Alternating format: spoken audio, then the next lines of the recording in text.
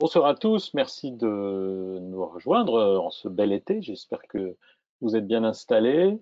J'ai la joie ce soir de recevoir Aichi, qui est un super photographe. On se connaît maintenant depuis quelques années et j'ai pu suivre sa progression, son parcours et étant moi-même un petit peu fan des ambiances qu'il va nous montrer, je pense que ça va vous faire plaisir aussi. Donc, je vous redonne les grandes règles pour ce webinaire. Donc, c'est un webinaire qui est offert et donc qui est gratuit. Il est offert par BenQ et Calibrite. Je vous expliquerai un tout petit peu qui est Calibrite tout à l'heure. Et ça se déroule en fait en trois grandes phases. La présentation que Aichi va nous faire après s'être présenté lui-même. Ensuite, je ferai un petit intermède avec les offres spéciales qui sont proposées par notre partenaire qui s'appelle Miss Numérique pour ce webinaire. Donc, il y a des offres spéciales, je vous expliquerai les codes, etc. pour en bénéficier si jamais ça vous intéresse. Hein, il n'y a aucune obligation, bien sûr. Et à la fin, Aichi interagit avec vous sous forme de questions-réponses. Pendant toute la durée du webinaire, vous pouvez poser des questions. Moi, je suis votre modérateur. Je vais disparaître là dans quelques instants. Et si c'est des questions techniques auxquelles je peux répondre directement, ben, je vous réponds soit juste à vous, si c'est une question individuelle, soit j'arrose tout le monde si c'est une question que je trouve pertinente et qui peut intéresser les autres. Et puis, s'il y a des questions qui sont intéressantes pour la session questions-réponses à la fin, eh bien, je les mets de côté, je les note et on les présentera à Aichi quand il sera prêt pour la dernière partie de la session de ce webinaire. Donc, regardez, n'hésitez pas à regarder un petit peu votre interface. Dites-nous si le son est de bonne qualité. Aichi, tu peux essayer aussi ton micro. Il a un meilleur micro que moi.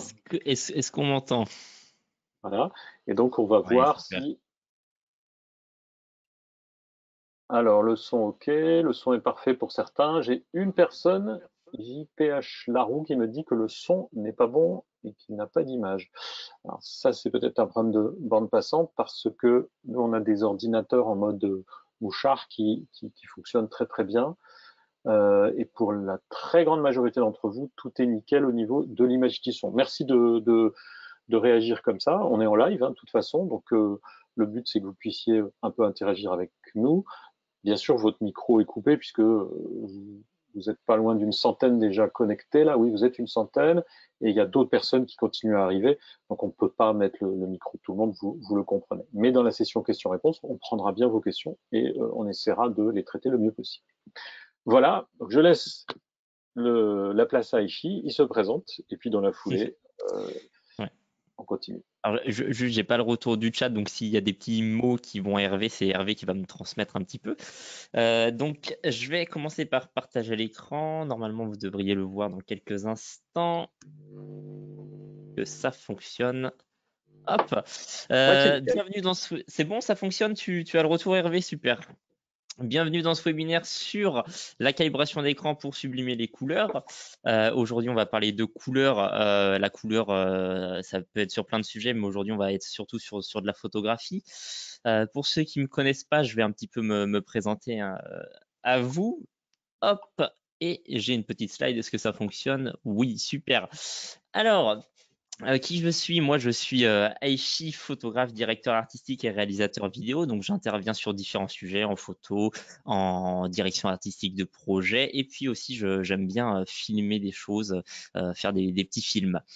Photographe en mouvement, pourquoi je dis ça? C'est parce qu'en fait, dans mon travail, j'aime me déplacer, j'aime aller visiter d'autres pays, l'Islande, l'Afrique, le Japon dernièrement. D'ailleurs, là, je reviens d'Italie, j'ai fait quelques jours en Italie, c'était une première pour moi. J'ai profité, j'ai pris des vacances. Je ne sais pas si vous aussi, là, vous avez eu le temps déjà de partir en vacances. On est déjà le 20 juillet, donc l'été est déjà bien avancé. Donc j'espère qu'il y en a qui ont déjà un petit peu profité de l'été. Et j'aime dire que je propose une vision alternative de la ville, surtout sur mon travail de nuit. Je joue avec l'urbanisme et les couleurs de la nuit. J'aime bien chercher les reflets, les petites choses intéressantes pour essayer de montrer la ville sous un autre regard, sous un autre jour. Et j'ai notamment pu faire ça au Japon en 2019 et en 2020. Voilà, j'ai fait le changement d'année là-bas. J'ai fait un petit voyage de Tokyo à Osaka, en passant par Kyoto, Nara. C'était la première fois que j'allais au Japon et donc pour ceux qui ne me connaissent pas, moi j'aime beaucoup faire de la photo de nuit et je me suis toujours inspiré dans mon travail du Japon sans y être vraiment allé en fait. Hein. C'était un petit peu un rêve que j'avais de côté d'aller visiter ce pays. En attendant, je faisais mes photos. Moi, je suis angevin, donc c'est une ville de taille moyenne, voire petite. Et alors, on fait ce qu'on peut pour photographier sa ville en s'inspirant du Japon, mais ça a quand même rien à voir quand on regarde les photos du Japon après. Donc, j'ai fini par y aller. Et là, c'était un petit peu voilà, j'étais comme un gosse, on va dire, comme un gosse dans Tokyo avec un terrain de jeu gigantesque pour m'amuser. Donc, j'ai pu me faire plaisir. Je vais vous partager une autre fenêtre rapidement pour vous montrer un petit peu mon portfolio pour que vous puissiez un petit peu voir ce qu'il en est. Hop, 2 petites secondes, je switch la fenêtre. Hop, c'est la première fois que j'utilise l'outil de webinaire, alors excusez-moi un petit peu si j'ai des petits temps de transition. Hop, et normalement, là, vous devriez voir mon écran. Hop, On le voit bien. on le voit, super. Parfait. Pour ceux qui ne connaissent pas, vous pouvez utiliser Behance, c'est un outil de portfolio gratuit qui est proposé par Adobe, sur lequel vous publiez des projets un petit peu, et sur lequel moi j'essaye un petit peu de présenter mes projets que j'ai réalisés au Japon, par exemple. Tiens, on va ouvrir celui-ci, On the Dark Neon. C'est un petit peu de ça qu'on va parler ce soir, de la photo au Japon. Et si je vous montre un petit peu les images, vous pouvez voir un petit peu mes réalisations. Hop, je vais les faire défiler un petit peu. Je ne sais pas si je vais vite ou pas, si on arrive à voir. Hop, donc voilà, un travail un petit peu, ce que j'aime dire, c'est je ne cherche pas forcément à photographier la réalité, mais plutôt à proposer ma propre réalité, en fait, à montrer une vision alternative de la ville et quelque chose que on peut qualifier de cyberpunk, futuriste. C'est un petit peu les mots-clés que j'utilise pour décrire mon travail. Et donc quand je présente ça, on peut se dire oui, c'est des couleurs très saturées, ça ne correspond pas spécialement à la réalité, mais c'est vraiment la démarche dans ce travail que j'essaie de présenter sur la nuit. C'est vraiment d'aller dans les profondeurs de l'image et de la couleur pour proposer quelque chose un petit peu un nouveau regard sur la ville qu'on n'a pas forcément l'habitude de voir. Hop. Alors, je n'ai pas le retour, mais je ne sais pas s'il y a des réactions, C'est pas si ça mal. Tu confirme un vas un petit peu tout tout ça, petit mais peu moins vite si tu veux bien. ouais. Pour défiler les images, ouais, très bien. C'est ça. Hop. Et on va un petit peu aussi aller, par exemple, là, je vous ai montré le Japon. Je peux vous montrer un petit peu quelque chose que j'ai fait à Angers en même temps, qui a été fait à mon retour du Japon. Et donc, je me suis inspiré du Japon pour photographier ma ville après. Forcément, quand tu passes de Tokyo à Angers, bah, c'est pas forcément la même chose, mais du coup, on regarde sa ville d'une manière différente, je trouve, et on photographie aussi. En tout cas, moi, j'ai remarqué que mon œil avait évolué une fois que j'avais été visiter le Japon. Forcément, là-bas, il y a plein d'enseignes lumineuses. Et bien, ici, on va plutôt chercher les petits détails quand on vient dans une ville comme Angers. Hop, avec l'architecture, essayer de faire des petits jeux même avec la lumière, de se projeter dans un univers un petit peu surréaliste.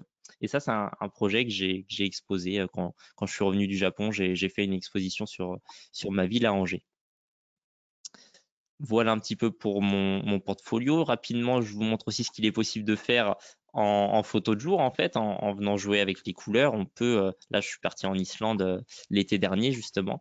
Et puis, toujours dans cette démarche de proposer une vision différente, d'essayer de présenter une vision d'une nouvelle planète, d'un autre monde et de faire voyager un petit peu le spectateur dans ces photos, toujours en essayant de créer un petit peu ma propre réalité en fait. Voilà. Et donc ça, voilà, c'était un road trip d'une semaine, 2500 km en van en Islande. Pour ceux qui s'intéressent au niveau du matériel que j'utilise, moi je photographie avec un Sony A7R3 avec un Sigma 35 mm f1.4 et j'utilise aussi du Tamron un 70-180 mm 2.8. Donc ça, c'est les deux focales que j'ai acheté au départ avec cet appareil. Auparavant, j'ai travaillé avec du Fujifilm, GFX 50S, du Canon évidemment, Mark II, Mark III, tout ça. Mais aujourd'hui, je suis sur Sony. Donc voilà, j'ai un petit peu testé toutes les marques. Hop, voilà un petit peu pour mes réalisations en Islande et un petit peu la présentation de mes travaux. Si vous connaissez pas Behance, n'hésitez pas, hein, vous pouvez créer vos portfolios gratuitement dessus. Voilà, j'ai fait à peu près le tour de ma présentation. Est-ce qu'on se ferait pas un petit quiz, Hervé, pour savoir un petit peu qui sont les gens qui nous regardent ce soir? Absolument, je suis pareil. Allons-y. Alors, je laisse lancer le quiz. La question, c'est si vous deviez parler de vous, comment est-ce que vous décririez votre profil en tant que photographe? Voilà. Et donc, on vous propose de répondre à ce petit sondage, puis après, on va vous présenter les résultats, bien entendu. C'est bon, j'ai le retour. Oui, parce qu'en fait, cette session, elle est ouverte à tous, elle était gratuite, elle est pour tout niveau, hein, elle n'est pas destinée spécialement uniquement aux photographes professionnels, parce que la calibration de couleurs, certes, ça concerne les photographes professionnels, mais ça nous concerne un peu tous si on veut ne serait-ce qu'avoir une image de qualité en termes de couleurs et être sûr qu'on est sur quelque chose qui va être dans les normes. Et même nous, si un amateur peut très bien avoir envie de faire des tirages photos, et bien si il veut être certain d'avoir des bonnes couleurs lors de l'impression, et ben c'est quand même mieux d'avoir un écran qui est calibré, quoi. Je vais Euh, fermer le on- sondage. Ouais, on a déjà les réponses. Exactement. Alors, je les cherche, je ne les vois pas. Je les ai Hmm. affichés. Ah voilà, alors je sais pas si je les ai pas en grand en fait. Ah, d'accord. Oui, ça s'affiche peut-être un tout petit peu plus petit pour toi. Ouais, c'est ça. C'est lisible, quoi. Donc, alors j'arrive pas à lire du tout les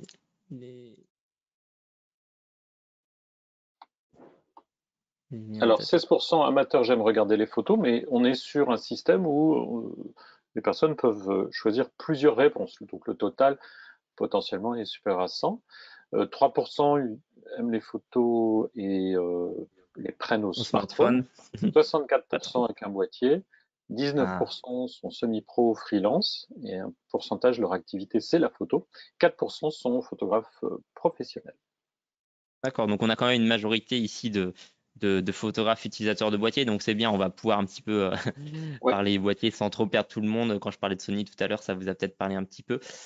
Super. On a quelques professionnels aussi qui sont peut-être là pour compléter un petit peu aussi leur expérience dans la calibration. tout à fait. C'est très bien. Hop. Et je crois qu'on avait une deuxième petite question juste après. Alors, j'ai masqué les résultats. Et bien, si tu veux. Hop. Et c'était par rapport à une photo que tu montrerais, tu te rappelles? Oui, c'est ça. Alors attendez 2 petites secondes. Hop. Faut juste que je bascule sur l'écran. La nouvelle. Tac. Là. Désolé, hein, c'est les petites. La prise en main de l'outil. Voilà. Super. Et normalement, ça devrait basculer sur la photo. Vous l'avez à l'écran maintenant. Alors, d'après vous, quand vous voyez cette photo, quel adjectif vous décririez pour la décrire, vous donneriez pour la décrire? Comment vous l'appelleriez quand vous voyez ça? Donc ça, c'est une photo sur la tu vas nous montrer. On est sur Lightroom là, normalement, vous devez la voir. Ok. Est-ce qu'elle Alors, apparaît à l'écran? Ouais, c'est bon. Hop, voilà. super. Voilà, quel terme vous vient à l'esprit quand vous voyez cette image?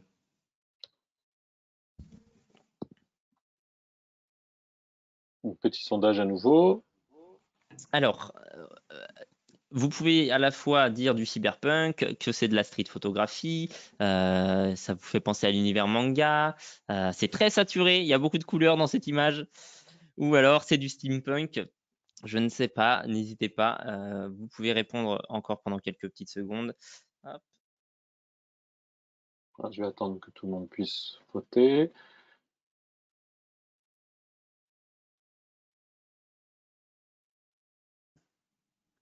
Très bien. Super. Je ferme et je partage les résultats.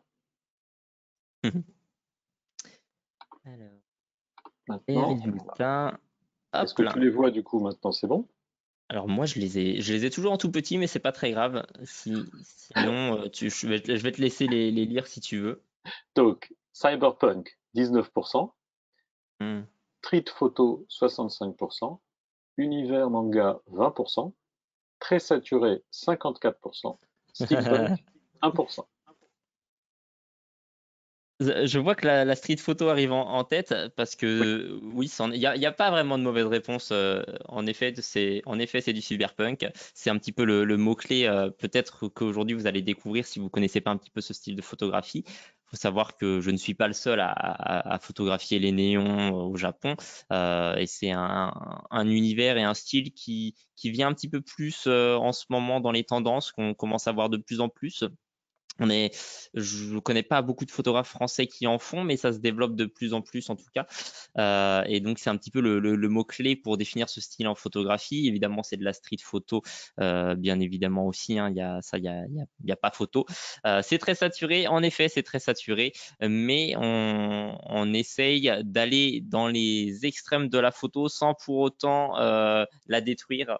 On va dire que c'est donc mon travail, c'est un travail aussi qui se fait donc dans Lightroom et qui va venir modifier un petit peu les teintes de l'image pour trouver le bon équilibre sans pour autant la détruire.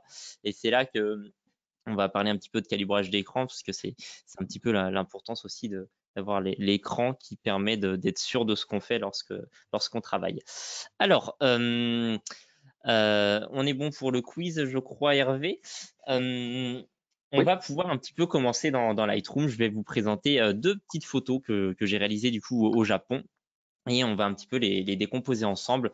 Je vais avant toute chose vous parler un petit peu de comment je choisis mes images et mes couleurs.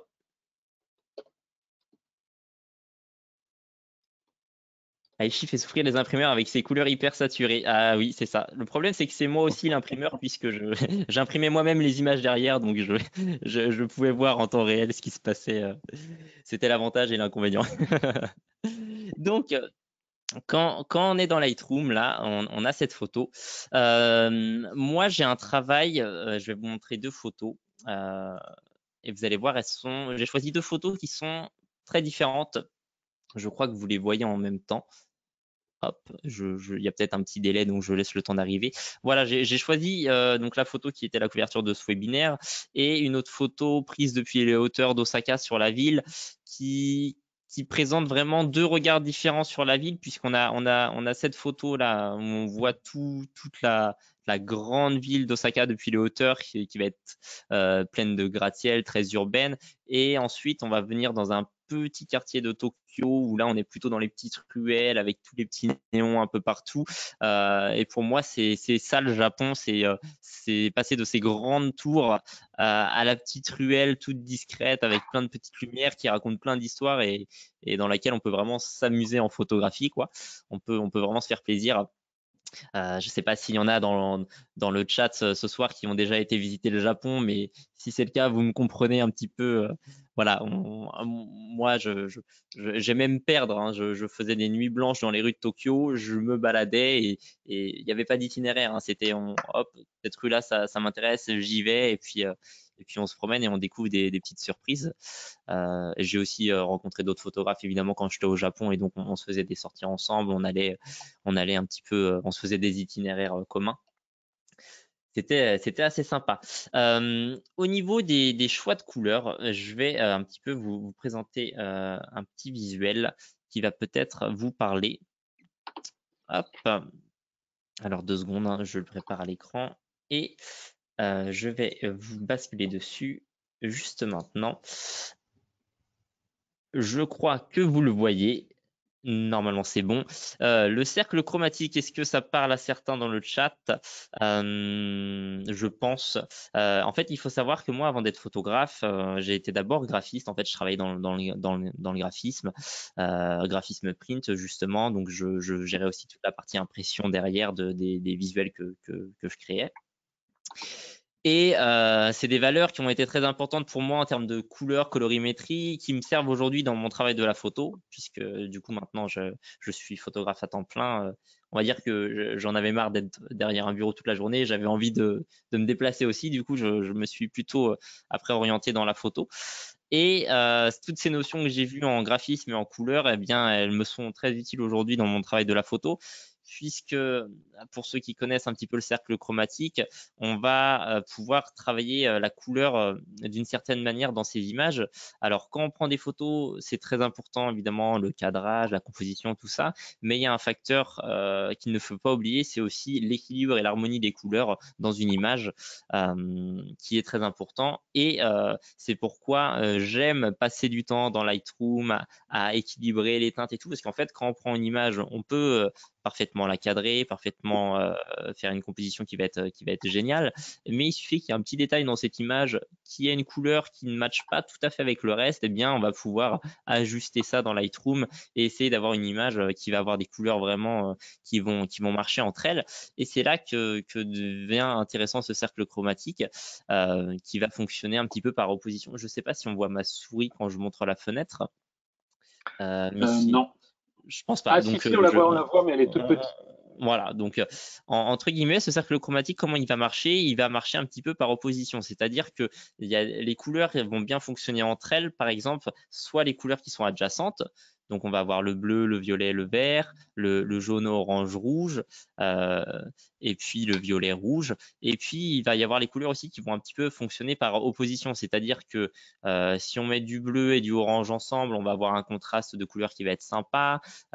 Si on met du jaune et du violet, des choses comme ça, vous voyez, euh, on peut se servir de ce cercle comme référence quand on travaille ces photos pour se dire, bah tiens, là, j'ai une grosse dominante de bleu dans mon image. Qu'est-ce que je peux faire avec le reste pour que ça soit équilibré et que j'ai une ambiance globale dans mon image qui soit intéressante? Parce que le risque quand on fait des photos comme les miennes où il y a beaucoup de couleurs, c'est d'avoir une seule couleur qui va être dominante. Là, on passe en monochromie. Par exemple, notre photo est toute bleue. Moi, ce que j'essaie de faire, c'est plutôt de travailler sur de la bichromie en faisant un équilibre entre, par exemple, des valeurs de bleu et de magenta qui vont s'équilibrer pour faire un petit peu ces couleurs néon ou bleu-rouge. Voilà, pour jouer avec la nuit et donner ce petit rendu un petit peu futuriste. Mais pas seulement, je vous ai aussi présenté une photo là de la ville que je vais vous montrer, où je suis allé un petit peu plus jouer avec les verts et les bleus, là vraiment aussi dans les couleurs adjacentes pour avoir ce rendu peut-être qu'on pourrait appeler un petit peu de cinématographique, un petit peu comme les films de Christopher Nolan ou les films Matrix, un petit peu qu'on voit souvent dans des teintes un peu vertes au cinéma. Voilà, on va retourner dans Lightroom rapidement. Je vous ai expliqué un petit peu comment fonctionnait le cercle. J'espère que c'est assez clair pour vous. J'ai pas le retour de ce que vous dites, mais je fais confiance à Hervé s'il y a des petites Si, si, c'est bon. interrogations. Alors, C'est il y a bon? pas mal de questions. Plusieurs personnes ont déjà vu le cercle, d'autres pas. Et je pense que plusieurs personnes seraient intéressées à voir une de tes photos et que tu nous expliques à partir de quoi tu démarres. Est-ce que tu pars du RAW? Parce que certains se posent la question. Est-ce qu'on peut travailler la couleur aussi en démarrant du JPEG? Moi, je connais la réponse, mais si on Mhm, pouvait avoir ton point de vue, ce serait super. Et c'est puis ça. voir les étapes, en fait, ce serait super. Très bien. Eh bien, j'allais y venir justement. En fait, en photographie, comme ça, on peut en effet faire des choses à partir du JPEG, mais le RAW va toujours permettre d'avoir plus d'informations. Moi, ça m'arrive de travailler des JPEG, même qu'on m'envoie pour faire des retouches pour d'autres personnes. Mais pour moi, c'est évident qu'il faut travailler avec du RAW. Et on va tout de suite un petit peu casser les codes, c'est-à-dire que je vais vous montrer cette photo sans retouche et vous allez un petit peu voir comment la magie opère. Donc là, vous avez la photo à l'état final en fait, une fois que j'ai joué avec les couleurs. Et si tout de suite je réinitialise les réglages, eh bien on passe sur quelque chose de beaucoup plus fade en fait. On a beaucoup d'informations dans cette image, on a de la lumière, on a des couleurs et tout. Quand on shoot en RAW, c'est très neutre, hein. Dans Lightroom, on réinitialise tout. Et ensuite, moi, je viens avec des actions globales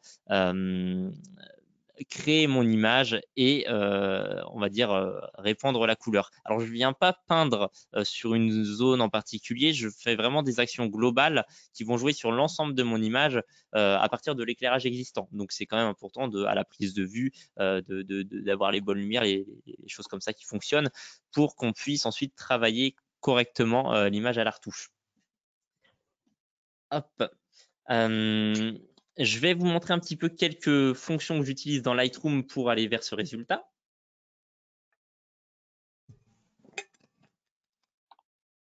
Voilà, je me dis hein, si je vais trop vite, hein, je sais que j'ai tendance un petit peu à parler. Alors l'important, donc je vais vous remontrer un petit peu l'avant-après. On va faire, on va se mettre le RAW à côté et on va se mettre l'image finale de référence. Hop. Donc normalement, là je peux même agrandir un petit peu. Vous devriez voir assez bien comme ça. Hop, je pense qu'on est pas mal. Il y a quelques grandes étapes quand on retouche une image. Hop, je vais me les mettre juste ici à côté. Hop là. Tout d'abord, moi je joue beaucoup avec la balance des blancs et d'ailleurs même quand je photographie, j'essaye de shooter avec une balance des blancs faible, même si quand on shoot en RAW, dans Lightroom, elle se remet par défaut. Ça me permet moi dès la prise de vue d'avoir un aperçu de ce que je vais avoir vraiment au moment du traitement. Là, on voit, on a une photo, par exemple, j'étais à 3100 en balance des blancs en température, donc c'était très bas. On peut encore les baisser si on veut et on va pouvoir jouer avec les teintes. J'espère que vous voyez un petit peu. Et quand on vient jouer avec les teintes, on récupère un petit peu de la couleur. Alors vous voyez, bon, c'est très rose. Il faut ensuite ajuster, équilibrer, trouver le bon équilibre. Hop, par exemple, si on se raffiche les réglages de base, là, par exemple, j'avais une valeur de balance des blancs qui était à 4000 et par contre, j'avais mis ma teinte à 123. Hop là. Hop, je vais revenir en arrière. Une fois que j'ai fait ça, que j'ai à peu près mis ma balance des blancs et ma teinte, donc là, c'est un petit peu, il n'y a pas vraiment ce que je vais vous montrer aujourd'hui, c'est pas des valeurs qui sont universelles. Quand on shoot une photo, eh bien, en fait, sa retouche, elle dépend vraiment aussi de la prise de vue, des conditions de lumière, de tout ça. Donc, en fait, si vous voulez obtenir ce résultat, c'est pas, mais la gourde est flashy. Oui, c'est vrai qu'elle est très flashy, la gourde. En fait, il n'y a pas de valeur universelle pour retoucher ces images. C'est surtout savoir ce qu'on veut faire et ensuite pouvoir l'adapter à la situation et à la prise de vue. Parce que vous, si vous avez pris une photo dans certaines conditions, si vous mettez une balance des blancs à 4000 et une teinte à 120, je vous garantis pas que vous aurez ce résultat-là parce que il faudra ajuster par rapport à votre prise de vue. Si la lumière dans la rue était plutôt chaude, plutôt froide, vous voyez, c'est un équilibre à trouver. Ensuite, évidemment, là, moi, c'est généralement, je me base sur ça. Je viens chercher un petit peu mon équilibre dans mes températures, ma teinte. On peut aussi venir jouer avec les hautes lumières et les ombres pour créer un contraste aussi qui va être intéressant parce que en photo de nuit, je vous apprends rien. C'est compliqué d'avoir du détail. Si on fait pas de la pose longue, on monte les ISO. Bon, ça, on peut vite avoir un petit peu de bruit ou des choses comme ça. Après, tout dépend des appareils que vous utilisez. Là, c'est shooté avec du Canon 5D Mark II, donc c'est pas un appareil très très récent, mais il y avait quand même un petit peu d'informations pour monter dans les ISO. Là, c'est une prise de vue qui est à 800 ISO, donc il y a pas, c'est pas énorme, c'est pas tant que ça. Et on vient un petit peu chercher à ajuster avec les ombres, les lumières, les noirs pour avoir une photo qui va avoir un contraste qui va nous plaire. Hop. Et au Japon, il y a quelque chose qui marche bien, que je ne fais pas toujours, mais que je me suis permis de faire au Japon. C'est un truc qu'il faut faire, il faut y aller mollo. Mais c'est la clarté. Comme il y a plein de détails et tout, on peut. Moi, j'ai tendance à dire la clarté, pas trop. Là, au Japon, avec toutes les enseignes et tout, généralement, ça fait bien ressortir les détails et ça fait ce petit côté, voilà, dans des grandes ruelles comme ça, on peut aller taper dedans un petit peu dans la clarté pour ceux qui connaissent un petit peu l'outil. Faut être sage, mais on peut se permettre de le faire un petit peu. Ensuite, il y a beaucoup d'outils dans Lightroom. Là, pour avoir cet équilibre en fait de bleu, de rouge et avoir ces nuances en fait, parce que là pour l'instant on a une image qui est, comme je disais, qui est vraiment très neutre en couleur, il n'y a qu'une seule dominante qui va être du rose, et bien il va falloir jouer avec la teinte saturation luminance en fait, et on va pouvoir venir chercher dans les teintes à ajuster un petit peu les couleurs. Hop, et on vient jouer un petit peu avec les curseurs. Alors je ne sais pas si vous les voyez bien, parce que ils sont petits à l'écran, mais on vient ajuster un petit peu notre image pour trouver un petit peu l'équilibre qui nous convient mieux. Vous voyez là, je joue un petit peu avec les violets tout de suite. En venant changer la teinte de mes violets, hop, je viens créer de la nuance. On n'est plus tout à fait entièrement sur du magenta, on a plus un équilibre entre le magenta et le violet. Hop, on va faire là aussi. On peut un petit peu chercher. Et l'idée, c'est vraiment, c'est pour ça qu'on ne va pas voir l'intégralité de l'image ce soir, mais surtout vous montrer les clés pour ensuite venir créer les choses par vous-même. C'est surtout les outils. Et après, c'est vraiment, il faut venir peaufiner en fonction de votre image, en fonction de ce que vous voulez pour trouver le bon équilibre. Et c'est aussi là que c'est important d'avoir l'écran calibré derrière, parce qu'en fait, il suffit qu'il y ait une toute petite différence d'étalonnage sur l'écran, et quand on vient faire ces petits ajustements, eh ben, en fait, on peut avoir l'impression qu'on est bien, mais finalement, sur tous les autres écrans, ça sera vraiment un petit peu déséquilibré au niveau des teintes.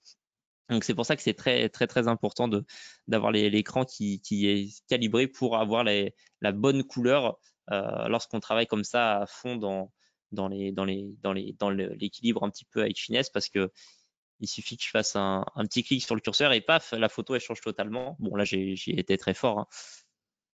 Hop. Donc là j'ai fait grossièrement, hein, les réglages. Ensuite, on peut jouer aussi avec le color grading. Pour ceux qui connaissent pas un petit peu cet outil dans Lightroom, vous avez possibilité en fait de teinter vos hautes lumières et vos ombres. Donc c'est-à-dire que là par exemple, peut-être que je me demande si je zoome, si ça va le faire ou pas. Hop, je vais tester rapidement. Tac. On va faire un petit test. Est-ce qu'au niveau du retour, ça zoome quand je fais ça? Hervé, si tu peux me confirmer. Non, ça zoome pas pour l'instant. Non, bon, ça ne On voit pense que tu es que. sur les roues de couleur. Donc ça, tu appelles D'accord. ça le color grading, comme en Ouais, c'est vidéo? ça. Bon. Alors, le zoom ne fonctionne pas, mais c'est pas grave. Ouais, c'est ça. En fait, moi, dans Lightroom, ils ont appelé cet outil-là color grading. Et en fait, par exemple, je vais venir dans mes ombres. Hop, je vais zoomer un peu dessus et je vais venir, par exemple, venir teinter un peu mes ombres avec du bleu. Et on peut ensuite, on peut se déplacer pour voir comment ça agit sur l'image. Hop, hop, là, on peut aller dans les roses un petit peu, du bleu, tac, un peu bleu-violet. On peut s'amuser à faire ça. Et on peut jouer sur la fusion si on veut que ça soit plus ou moins intense en fait. C'est vraiment des réglages sur lesquels on peut agir vachement. Et là, tout est entre guillemets, j'ai envie de dire, c'est à vous de voir quel est l'équilibre qui vous convient le mieux. Puisqu'en fait, moi, je propose une vision, mais chacun fait la photographie un peu comme il veut, j'ai envie de dire. Et ce que je veux surtout vous montrer, c'est que vous êtes libre un petit peu de vous amuser avec ces réglages et de chercher un petit peu les bons équilibres pour créer du contraste et des équilibres de couleurs dans votre image.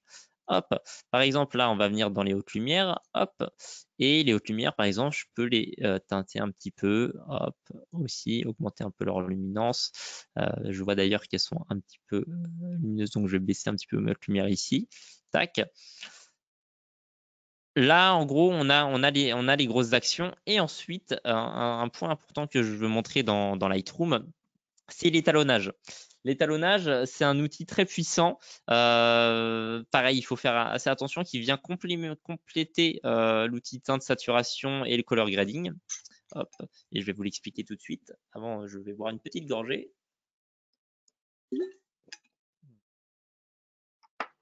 Alors, comment fonctionne cet outil? En fait, faut se dire que c'est vraiment un outil qui va prendre votre point de référence de couleur de l'appareil photo et qui va le changer. C'est-à-dire que on a les roses et oranges. Mon point de référence neutre du orange, je peux le basculer et faire en sorte que du coup tout ce qui est orange euh, dans ma plage du rose au orange, même ça s'appelle les rouges primaires pour être exact, va être plus vers les roses. À l'inverse, si je vais en bout de piste, tout ce qui est dans mes rouges va être beaucoup plus orangé. En fait, c'est vraiment, on réétalonne l'image et les couleurs. Donc, on peut, avec ça, venir vraiment créer euh, un rééquilibrer encore les couleurs, mais plus tout à l'heure avec les teintes de saturation, c'était teinte par teinte. Là, ça va fonctionner vraiment un petit peu plus par nuance de orange, rouge pour les verts primaires et les bleus primaires aussi. En fait, donc ça va Et englober un petit peu plus de couleurs. est-ce que tu me permets d'intervenir? Parce qu'il y a plusieurs questions Oui, là-dessus. oui, Donc, carrément. on est d'accord, tu démarres depuis un RAW. Les questions, c'est la majorité de ton travail sur la couleur ou tout, tu le fais dans Lightroom, hein, c'est ça? Au niveau de mon traitement d'image, c'est ça? Ouais, Ouais. ça m'arrive d'aller dans Photoshop, mais c'est plus pour faire du nettoyage ou un petit ajustement vraiment global sur une petite zone justement, parce que sinon dans Lightroom, je fais vraiment que des actions globales. C'est un petit peu Très bien. comme ça que je travaille moi dans Lightroom pour venir vraiment créer ces ambiances et créer un petit peu ma réalité en fait, hein.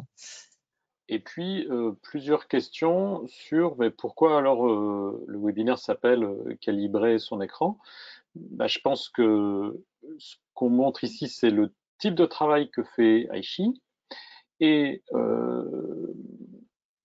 un des points importants, c'est que tout ce qu'on voit là au niveau des actions qui sont faites par le photographe auteur, ça pourrait être vous, euh, eh bien, n'a de sens que si l'écran est bien calibré. Et il va nous montrer après ce que ça pourrait donner, c'est ce que tu avais prévu, hein.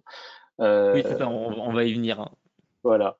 Donc patience, on y va, mais là, on vous montre un petit peu bah, le travail sur les images, c'est ce côté sublimer son image, et par ce travail, bah, l'idée c'est de vous montrer ce que ça va apporter d'avoir un écran calibré et qu'est-ce qui pourrait se passer si c'était pas le cas. Voilà. Je te laisse continuer.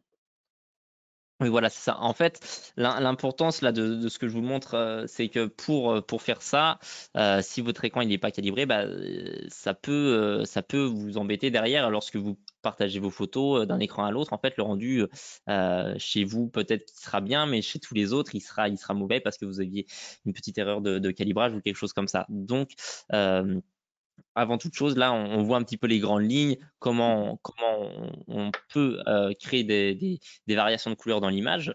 Et ensuite, ce que je peux vous montrer, si vous voulez, c'est qu'est-ce que ça va être visuel, comment quelle serait la différence en fait entre une image faite avec un écran calibré et une image avec un écran qui n'est pas calibré. Je vais vous l'afficher à l'écran tout de suite. Hop. Alors, c'est juste ici. Je crois que vous allez l'apercevoir dans quelques instants. Voilà. C'est très visuel, mais ça peut vous permettre de vous rendre compte en fait des erreurs qu'on peut faire à gauche. L'image que j'ai réalisée en retouchant mon fichier avec l'écran qui est calibré avec la sonde Calibrate. Et à droite, en fait, c'est plutôt ce qu'on pourrait avoir avec un écran qu'on n'a pas calibré depuis des années.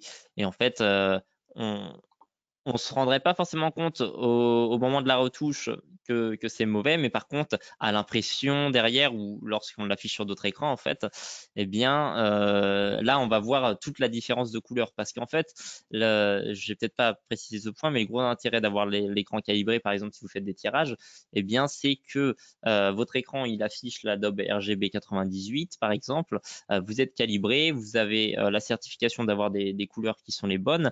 Eh bien, quand vous allez imprimer avec ce même profil derrière, eh bien, vous avez vraiment la certitude que ce que vous voyez à l'écran, ça va être ce qui va sortir à l'impression.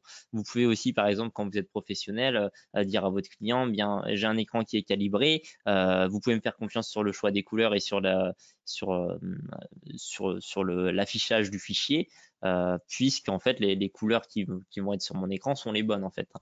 Parce que c'est vrai que des fois, en fait, on a des clients qui nous disent, ah, mais je trouve l'image un peu trop verte, un peu trop, alors qu'en fait, ça se trouve, le client, lui, n'a pas l'écran calibré et donc il peut faire des retours qui sont pas forcément pertinents et ça vous permet aussi vous d'avoir un petit peu une rigidité sur ça et pouvoir vous reposer sur l'écran. Voilà un petit peu, je pense que pour certains, s'ils avaient peut-être pas trop compris cela, là c'est peut-être un petit peu plus clair une fois qu'on voit ce visuel. Je vais rajouter deux points. Quand l'écran, tu peux revenir juste dessus, quand l'écran est calibré, il y a plusieurs bénéfices. Le premier, c'est qu'on a accès à toute la plus grande palette de couleurs que cet écran peut produire. Et donc, on a accès, notamment quand on veut travailler sur la gradation des tons, quand on veut travailler sur les basses lumières, normal, hein, vu que c'est de la photo de nuit, ou les hautes lumières, bah, tout ce qui va être autour des néons, on va avoir accès à plus d'informations plus réalistes. Et le gros souci des écrans non calibrés, tout écran, y compris ceux des smartphones, etc., c'est que les fabricants d'écrans ont un intérêt commercial à livrer des écrans qui sont trop lumineux et trop bleus. Et c'est exactement ce qu'on voit ici, c'est que si on se met à travailler et à retoucher sur un écran non calibré, eh bien très souvent, la retouche qu'on pourrait faire, qui ressemblerait peut-être à l'image de gauche ici, eh bien à l'impression, ça va être enterré. Et comme l'écran est trop lumineux, par pré-réglage du fabricant, on a tendance à assombrir l'image. Et en plus de ça, les couleurs sont pas forcément les bonnes. S'il était trop bleu, on risque de compenser et rajouter, par exemple, du jaune. Et ça, c'est un piège, c'est-à-dire qu'on va se faire avoir parce que comme on a un écran qui est non calibré, on est induit en erreur par les images qui nous sont données. Alors que si on a un écran calibré, on a une vraie assurance que ce qu'on voit est beaucoup plus proche de la nature du fichier et aussi de ce qu'on pourrait faire à l'impression. Autre Ouais, c'est avantage, ça.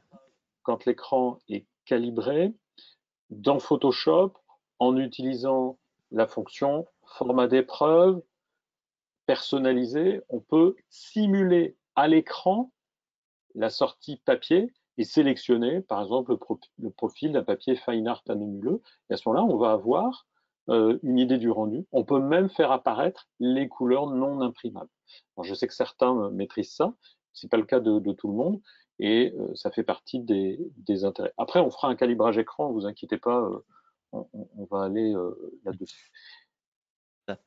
Et puis d'ailleurs, moi, je reviens là-dessus. Moi, étant imprimeur, quand je faisais mes premières impressions, parce que du coup, j'ai fait des tirages et tout, bah, j'étais assez sensible à ça, aux couleurs. Et au départ, je regardais beaucoup de documentation. Les gens disaient, oui, pour imprimer, bah, n'hésitez pas à rehausser la luminosité de vos images avant de les imprimer. Et bien, en fait, le fait d'avoir l'écran, mais du coup, c'est un peu aléatoire. Le fait d'avoir l'écran calibré, ça se permet vraiment de se dire, on a l'écran. J'ai pas besoin de rajouter de la luminance sur mon image pour qu'à l'impression ça sorte bien. Normalement, vous pouvez vous fier à votre écran. Et là, par exemple, on est sur un écran mat qui va vraiment simuler un petit peu le rendu du papier pour l'impression. Vraiment brillant, qui pourrait avoir des reflets, tout ça, et qui ferait un petit peu un côté un peu plus peps, alors que sur le papier, on a quand même un rendu un petit peu plus lisse. Voilà un petit peu pour les petites précisions. On va retourner rapidement dans Lightroom pour terminer, puis on va enchaîner sur le calibrage. Comme ça, Oui, ça pourra vous parler un petit peu. Hop, alors juste de fenêtre. On retourne de là. Voilà, on y est. Hop. Donc c'était rapidement pour terminer avec l'étalonnage, hein. Ici, avec cet outil, vous pouvez vraiment faire des actions assez globales sur les couleurs et jouer aussi sur la saturation de certaines teintes. Par exemple, si vous voulez vraiment, si votre jaune est un petit peu trop saturé, vous pouvez le saturer, mais par contre, tout ce qui va être dans les valeurs orange, elles, les resaturer, et ça va créer un petit peu des contrastes de couleurs, de lumière, et moi j'aime beaucoup jouer avec ça. Hop, si on retourne sur ma photo d'origine, je vais vous montrer un petit peu. Euh, voilà, par exemple, là, on voyait que j'avais vachement joué avec mes teintes. Là, mon rouge primaire, je l'avais beaucoup plus monté dans les oranges.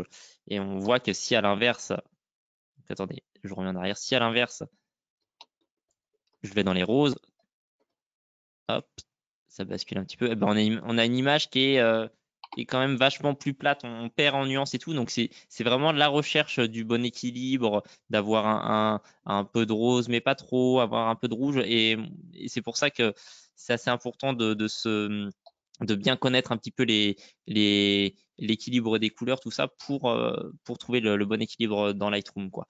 Il y a plein de petits outils que vous pouvez utiliser, évidemment, parce qu'en fait, là, vous voyez, c'est une image qui est, pour faire ce genre de traitement, j'y passe du temps. Alors, évidemment, dans Lightroom, j'enregistre mes pré-réglages pour économiser du temps et ensuite ajuster en fonction des images. Mais pour une image comme ça, je joue vraiment avec tous les réglages, quoi, l'étalonnage, les courbes, euh, voilà, il faut toucher un petit peu à tout, trouver la vibrance, la saturation, tout ça, mais en ayant tout le temps en tête d'essayer d'aller dans les profondeurs de l'image, de la couleur, sans pour autant la détruire, quoi.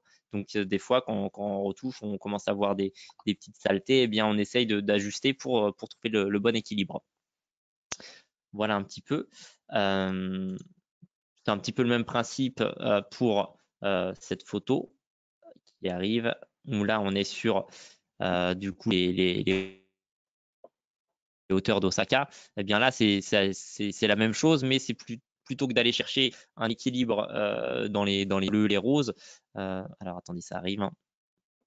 J'ai vraiment essayé, hop, Lightroom qui charge un petit peu, voilà. J'ai vraiment essayé d'avoir quelque chose de plus froid, parce que je pense que je peux vous le montrer en direct. Hop, je vais là.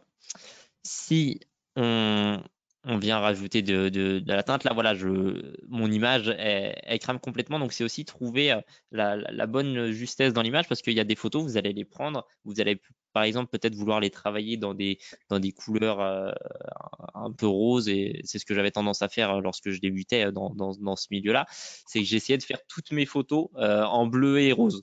Sauf qu'en fait, il y a des photos en fait où il y a pas, où les nuances ça fonctionne pas, la prise de vue ça marche pas. Il faut pas chercher à forcer, mais plutôt chercher le bon équilibre et les bonnes couleurs qui vont coller avec son image en fait, hein.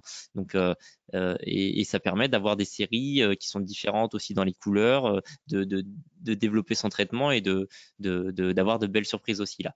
Donc voilà, on est un peu dans la même chose. Tout en bas aussi, on joue avec un peu l'étalonnage, la température. Vous voyez, on peut vraiment faire un petit peu ce qu'on veut. Euh, Après, je vous montrerai une photo qui a été prise à Paris, justement, quand on passe du Japon et qu'on va shooter à Paris, c'est pas la même chose. Mais ce que je vous propose, c'est qu'on passe déjà sur la calibration d'écran. Très bien. Alors, je j'ai pas le retour du chat, mais j'espère Si, que il y a pas mal de gens c'est qui sont assez clair. impatients, Ouais, qui veulent qu'on passe au calibrage et quels sont tes conseils pour calibrer ton écran. Et je pense que pendant que tu te prépares, si tu veux switcher la caméra, etc., je vais expliquer un tout petit peu. ouais. L'idée, c'était de vous montrer le travail d'Aichi et de vous montrer que justement, il travaille sur des images qui sont très sensibles justement à la couleur et que il n'est pas le seul, mais que pour lui, le calibrage, c'est indispensable. Sinon, son traitement de ces images, et notamment au moment où il doit faire des tirages pour une expo, par exemple, ça va pas reproduire l'univers que lui cherche à créer et à montrer. Et par le calibrage, on va pouvoir le faire. Maintenant, on passe sur l'aspect technique, et là, on est sur le logiciel CC Profiler, c'est le nouveau nom du logiciel qui s'appelait auparavant iOne Profiler. Il faut savoir que une nouvelle société a été créée qui s'appelle Calibrite, qui a repris les activités de X-Rite photo et vidéo. Alors là, ce qu'on voit, c'est l'écran. Voilà. Est-ce qu'on voit ma webcam aussi? Est-ce qu'elle a changé? Alors elle est assez petite, Voilà. donc Donc mais on ça va se voit. installer la sonde sur l'écran. Je Ouais, montre un petit peu le packaging de la nouvelle version. ouais. Alors Hop. c'est exprès, hein, il a des éclairages bleutés Il y a la mise en scène qui est là, hein. Hop. Voilà, donc ça c'est le nouveau packaging et vous avez la petite sonde que je vais installer. Donc je vais m'éloigner un petit peu du micro pour l'installer, mais normalement on devrait m'entendre quand même. Vas-y.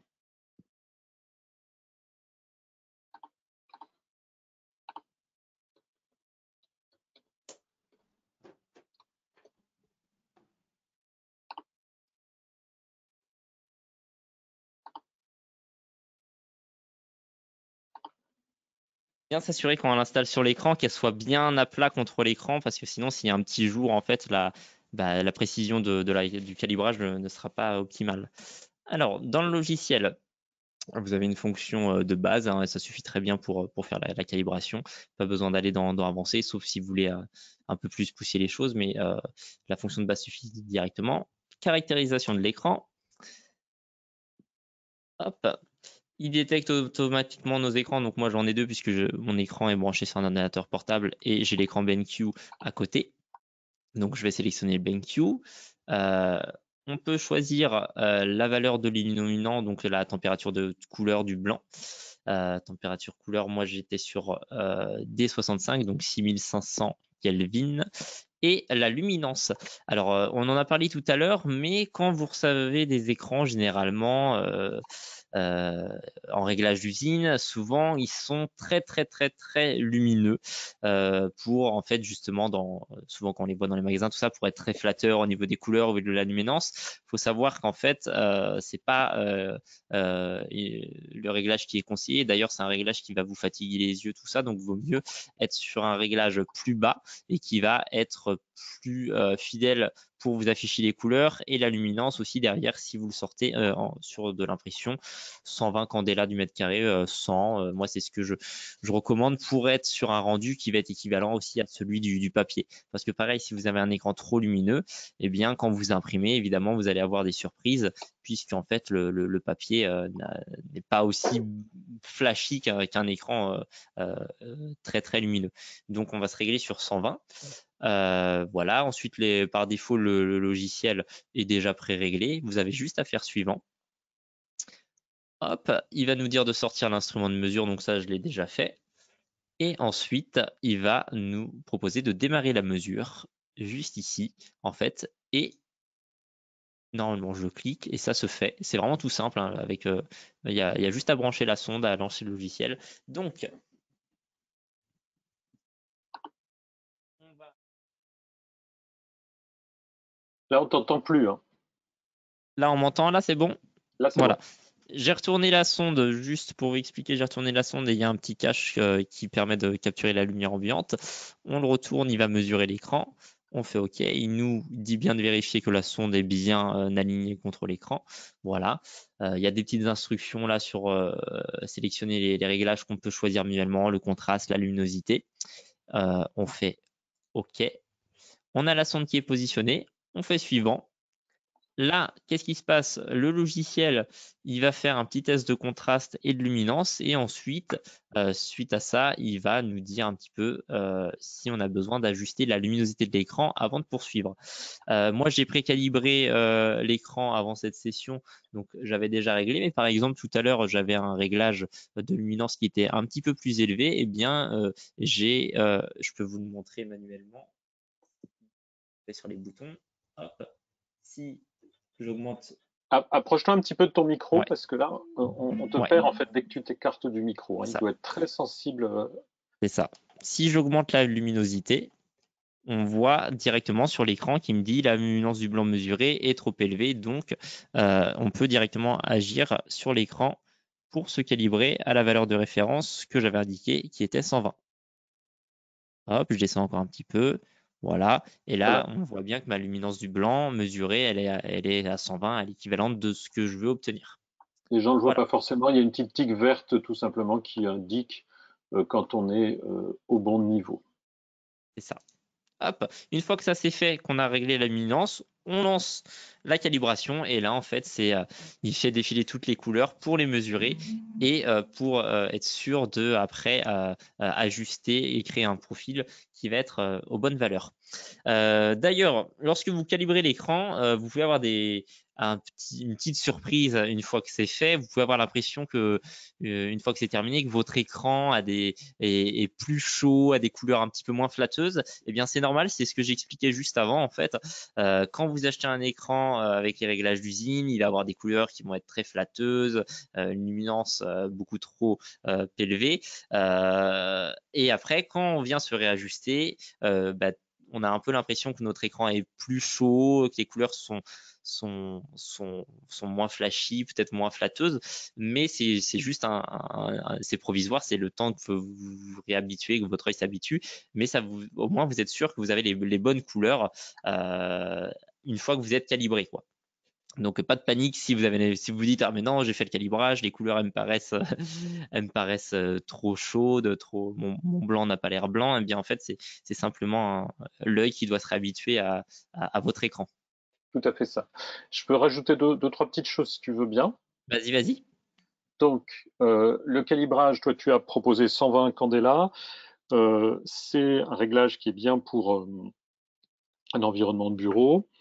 Vous aurez des résultats optimum si vous allez sur des valeurs en candela par mètre carré qui sont un petit peu plus faibles. À 100 candela, par exemple, c'est pas mal.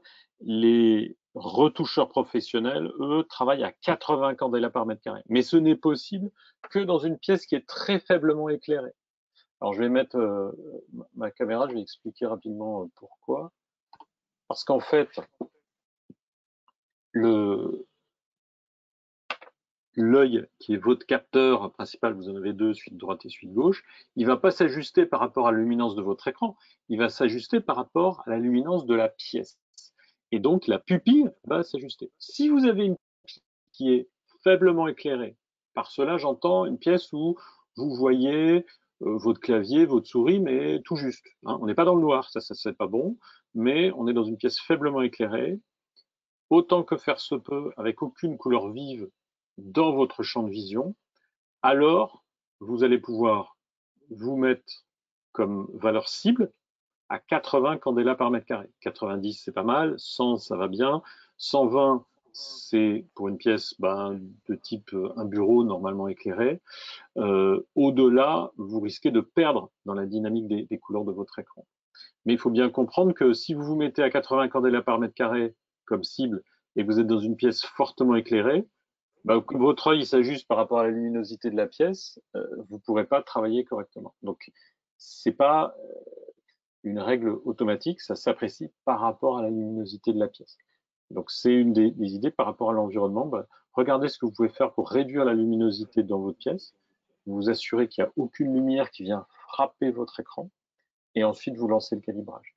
Il y avait une question sur le choix de l'illuminant de l'écran. Non, enfin, c'est pas l'illuminant, c'est le rétroéclairage. Et ce rétroéclairage, on a le choix entre diode blanche, diode RGB, etc. Vous prenez pas trop la tête. Ce qui est très intéressant, c'est que les logiciels de calibrage, aujourd'hui, il y a toute une partie des choses qui font en automatique. Normalement, si vous avez un écran un peu correct, il va donner l'information au logiciel et vous allez le voir apparaître. Sinon, je vous dirai ce qu'il faut choisir par défaut. Voilà, alors on voit que là c'est terminé et je crois que ce qui est important, c'est de voir que c'est rapide. Très rapide, ouais. Pas très compliqué. Finalement, il y avait deux paramètres à rentrer, les candela par mètre carré. Toi, tu as choisi 120 parce que tu es dans une pièce qui est un petit peu fortement éclairée. L'idéal, ce serait 80 si vous êtes retoucheur professionnel, mais beaucoup de photographes travaillent à 90 ou à 100 et ça donne d'excellents résultats. Jean nous demande quelle luminosité dans la pièce. Là, actuellement, la pièce, du coup, vu que j'ai mis des lumières un petit peu, j'ai fermé les volets. Donc, la pièce, elle est coupée de la lumière du jour. Il y a de l'éclairage artificiel. Donc, c'est une luminosité qui n'est pas non plus une lumière de salon quand on allume les lumières le soir. C'est un petit peu plus tamisé quand même. Mais il y a un éclairage un petit peu fort qui est sur mon visage, en fait. Alors, par rapport à la question quelle luminosité dans la pièce, bon, il faudrait un luxmètre pour pouvoir la mesurer de manière précise, mais typiquement, on voudrait être dans une pièce où on est au niveau de l'observateur autour de 120 lux, et ce qui permet de se mettre à 90 candela, voire 80 candela. Mais c'est assez difficile à élaborer comme ça ou à mesurer, hein, donc ne cherchez pas forcément la petite bête. Je dirais déjà, si vous calibrez votre écran, vous allez avoir un gain. Et c'est vrai que ce que dit Aichi, c'est très souvent, 95% des gens, après le calibrage, nous disent « Oh mon Dieu, c'est plus terne qu'avant ». Il faut vraiment comprendre que les fabricants d'écrans vous livrent des écrans qui sont, pour la grande majorité d'entre eux, beaucoup trop lumineux et trop bleutés. Ce qui fait que le calibrage, déjà, va réparer cette dérive. Et ça va vous permettre de mieux retoucher vos photos, quoi que vous fassiez après. Et donc, comme il était trop lumineux et trop bleu et que vous êtes habitué à ce type d'écran, après le calibrage, il vous paraît plus terne, plus jaune. Mais en fait, il vous donne des couleurs C'est que réalistes. provisoire. Hein. Faut que l'œil s'habitue. Une fois qu'on est habitué, on voit plus la différence. Et voilà, à la fin, il fait le profil, il nous propose un nom de fichier avec la date du profil. Comme ça, si vous voulez retrouver vos anciens profils, vous pouvez les voir aussi, mais au moins, vous avez un petit peu la date dans le fichier pour vous y retrouver. Ça, c'est fait. Cliquez sur le bouton ci-dessous pour enregistrer le profil. Vous l'enregistrez. Existe déjà parce que j'en ai déjà fait un tout à l'heure, mais je vais faire par-dessus. Et voilà. Et Le là, on a un profil est certain image enregistré. avec un avant-après. Mais comme tu viens Comparer le d'en faire un profil. tout à l'heure, tu ne verras Oui, pas c'est ça. ça. Moi, il n'y aura pas le avant-après, mais Et ça souvent, permet on un petit peu voit de se par rendre compte. contre quelque chose d'assez important avec des images test ou une de vos images si vous le souhaitez. C'est ça. Ça revient un petit peu à ce que j'avais simulé tout à l'heure avec la photo où on voyait avec écran calibré et écran non calibré. Voilà un petit peu pour la partie calibrage. C'est vraiment très rapide. C'est pas compliqué. Il suffit d'avoir la sonde de logiciel et puis c'est parti. On rentre l'illuminant et en 3 minutes c'est fait. Donc Hop. voilà ton feeling, toi, est-ce que tu trouves que c'est compliqué de calibrer un écran?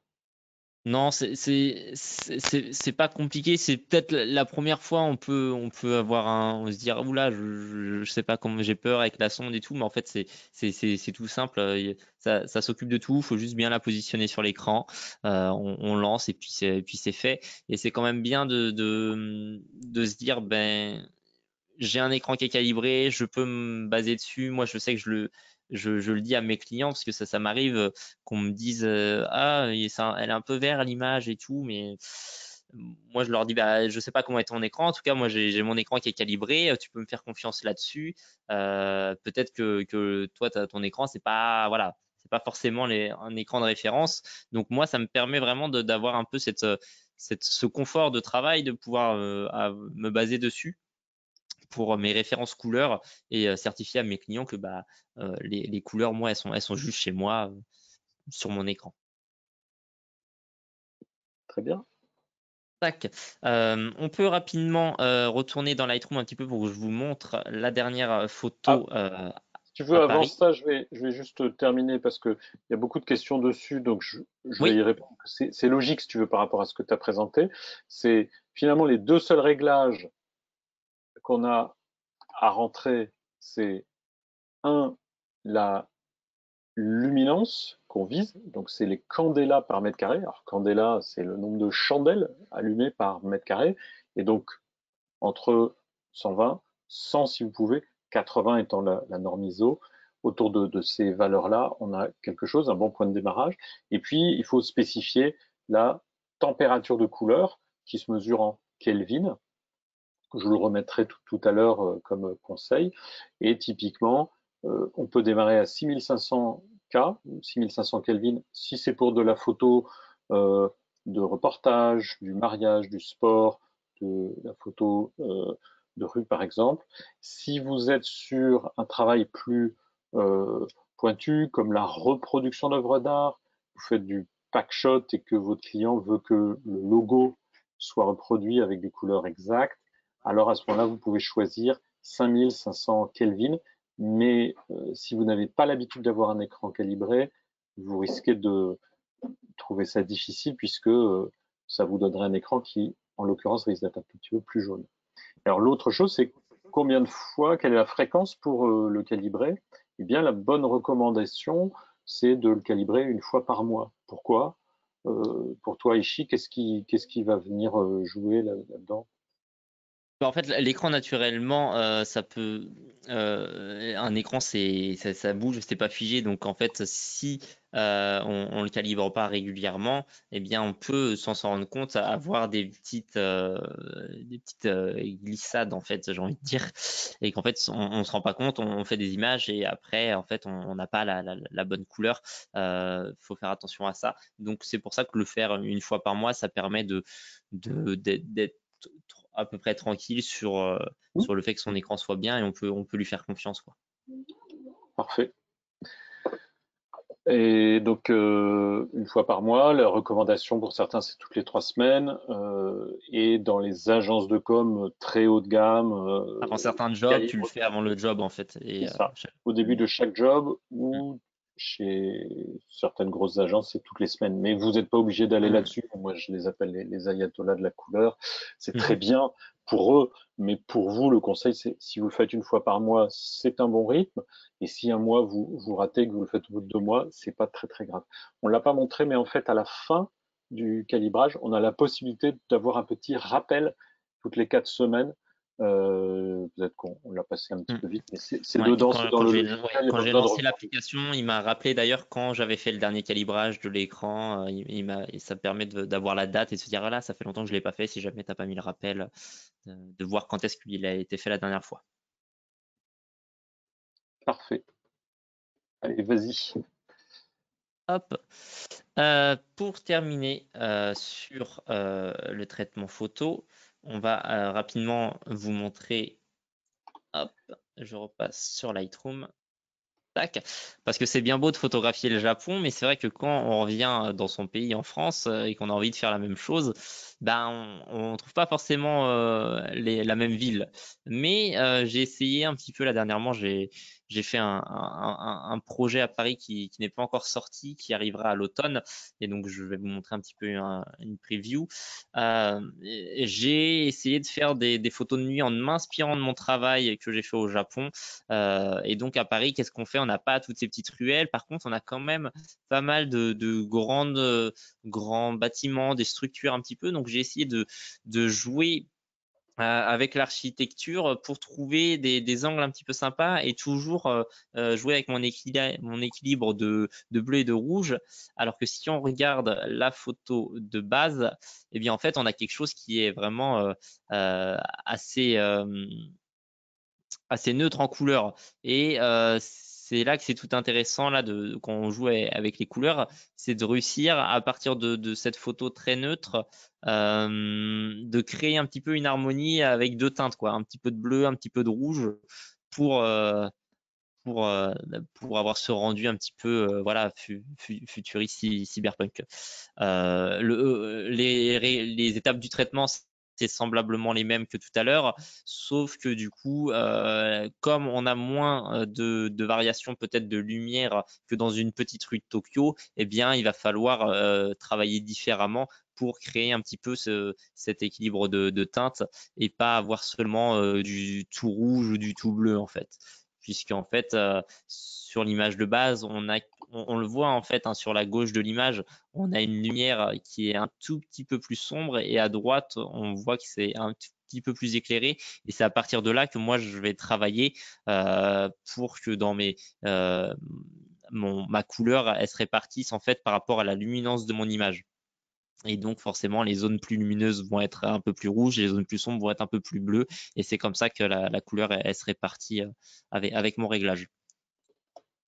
Voilà un petit peu, je ne sais pas si ça vous parle un petit peu les photos de Paris aussi. C'est un projet qui sortira à l'automne. Là, il y aura quelques petites photos. Bon, c'est avec un client que vous utilisez tous leurs applications, mais je peux pas encore vous en dire plus pour l'instant.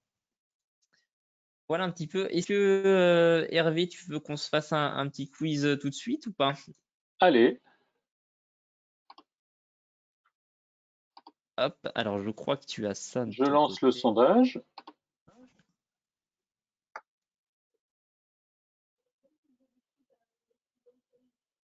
et je vous propose de voter. Vous pouvez sélectionner une ou Alors, plusieurs réponses. courant chez moi aussi.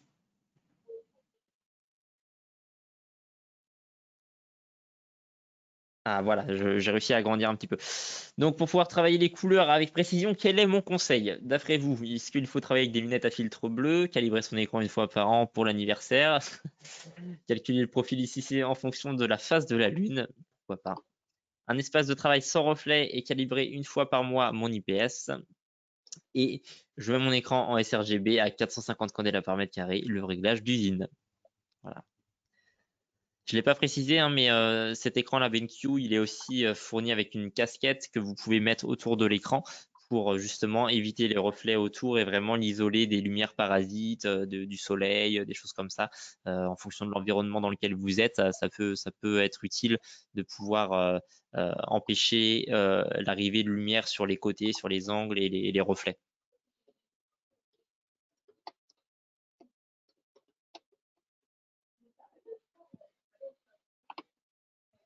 C'est bon. Je vais maintenant fermer le sondage et vous donner les résultats. Alors, oula, vous êtes fort. 94% d'espace de travail sans reflet, calibré une fois par mois, un écran. Alors pourquoi IPS? C'est le type de dalle. Les technologies IPS sont des dalles in-plane switching qui ont la capacité souvent de donner une palette de couleurs qui est très grande, qu'on appelle l'espace Adobe RVB 98, ou même au-delà pour les plus pointus des écrans.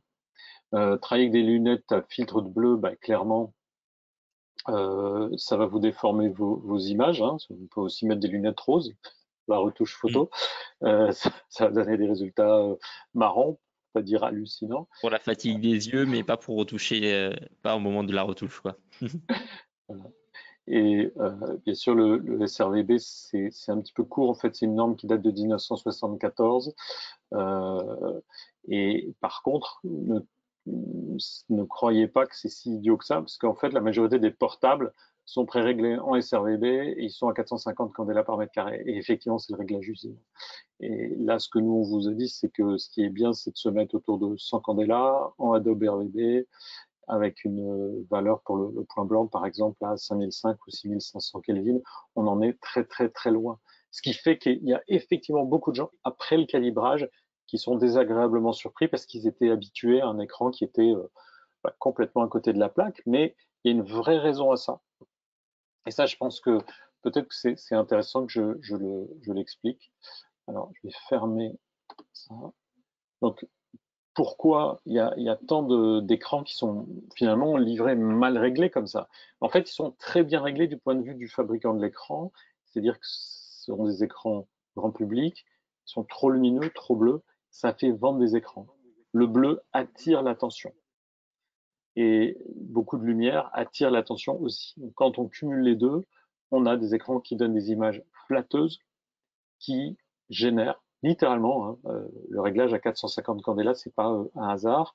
On va mettre un réglage à 9000, 9500 voire 10 000 Kelvin, ce qui est beaucoup trop bleu, et ça fait 17% de vente en plus. Donc c'est un beau réglage du point de vue du fabricant de l'écran, c'est un très mauvais réglage du point de vue du photographe, et le calibrage va ramener les choses sur quelque chose de correct. Alors, merci d'avoir participé aussi à ce sondage. Il y a plein de J'ai aussi questions. je pourrais montrer la vue 3D si on veut aussi, tu sais, de Ah la bah oui, différence entre le sRGB et l'Adobe RGB 98. Est-ce que super. si j'affiche mon écran là, ça va Vas-y.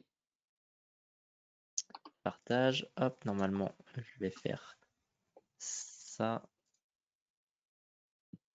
Alors pendant qu'il fait ça, les écrans BenQ, eux, sont livrés normalement à 6500 Kelvin par défaut. C'est le cas des bonnes marques. Hein. Je dirais que vous allez avoir dans les bonnes marques BenQ, ESO. Pour certaines autres marques, une partie de leur gamme vont être des écrans assez pro. Il faut que tu sélectionnes Adobe RGB Voilà, Adobe 98. RGB 98. Comme ça, on va voir la différence en fait entre les sRGB et l'Adobe RGB 98. Si tu fais pivoter un petit peu, Voilà, c'est ça. Tout ouais. ce qui est en couleur, en fait, c'est le sRVB. Et en fait, tout ce qui est en gris autour, c'est l'Adobe RGB. Donc, on voit qu'on a vraiment des valeurs en plus dans certaines teintes quand on utilise ce profil Adobe RGB 98, qui est vraiment, on en parle tout le temps quand on parle d'impression, de choses comme ça. On a vraiment sRGB, c'est bien pour du web, mais dès qu'on veut faire de l'impression, c'est là que c'est important de pouvoir travailler avec un profil Adobe RGB 98 et donc d'avoir un écran comme celui qu'on utilise aujourd'hui, là, le BenQ, qui est capable d'afficher ce profil. Parce qu'en fait, beaucoup d'écrans aujourd'hui ne sont capables que d'afficher du sRGB. C'est Alors le cas c'est des dommage si portables, vous... hein, par exemple. Voilà, c'est ça. C'est dommage si vous voulez travailler des photos pour l'impression, si vous n'avez pas un écran qui est capable de vous afficher le spectre colorimétrique du Adobe RGB en fait. Parce que du coup, vous serez limité au sRGB et quand vous allez imprimer, en fait, vous allez peut-être avoir cette sensation de couleur un peu fade ou de choses comme ça. Tandis que si vous travaillez vraiment avec un écran calibré en Adobe RGB 98, au moins vous avez, entre guillemets, ce que vous avez à l'écran, c'est ce que vous avez sur le papier. À partir du moment où vous avez tout bien calibré et réglé comme il faut. Et ça permet vraiment de ce petit schéma-là de voir visuellement toutes les couleurs qu'on a en plus quand on utilise le profil Adobe RGB 98. Alors, un point important, c'est pas parce que vous avez un écran qui est un peu trop court que vous devez jeter votre ordinateur. Il est tout à fait possible de connecter un deuxième écran sur un portable. La majorité des portables sont capables de piloter 2 écrans, 3 pour certains. Et donc, si vous avez un ordinateur portable, vous aimez bien un portable parce que vous pouvez l'emmener partout, n'hésitez pas à vous équiper d'un deuxième écran en complément. Et là, vous choisissez un écran qui soit capable de couvrir l'espace Adobe RGB 98. Et ce que nous montre Aichi ici, c'est qu'on a pratiquement 30% de teinte en plus. C'est pas juste pour le print, c'est pour la retouche d'image au sens général. Ce sont des couleurs sur lesquelles on peut travailler. Alors que si on reste que sur un écran qui est sRGB, en fait, il n'est pas capable d'aller plus loin que les couleurs qu'on voit à l'intérieur ici, cette espèce de diamant. Donc ça, c'est pas une question de calibrage, c'est une question de qualité de la dalle de votre écran. Et les dalles IPS sont à favoriser. Si possible, les dalles IPS AHVA, c'est ce qu'on a sur les écrans BenQ SW sur lequel Aichi travaille, puisqu'il a un 32 pouces. Alors, est-ce que tu peux nous Ouais, dire j'ai une la petite taille? photo, je vais vous le montrer. Ouais. Tac, tac, tac, je fais juste dans l'application. Hop. Alors, hop, je switch sur le document. Là, je pense que vous allez l'avoir à l'écran.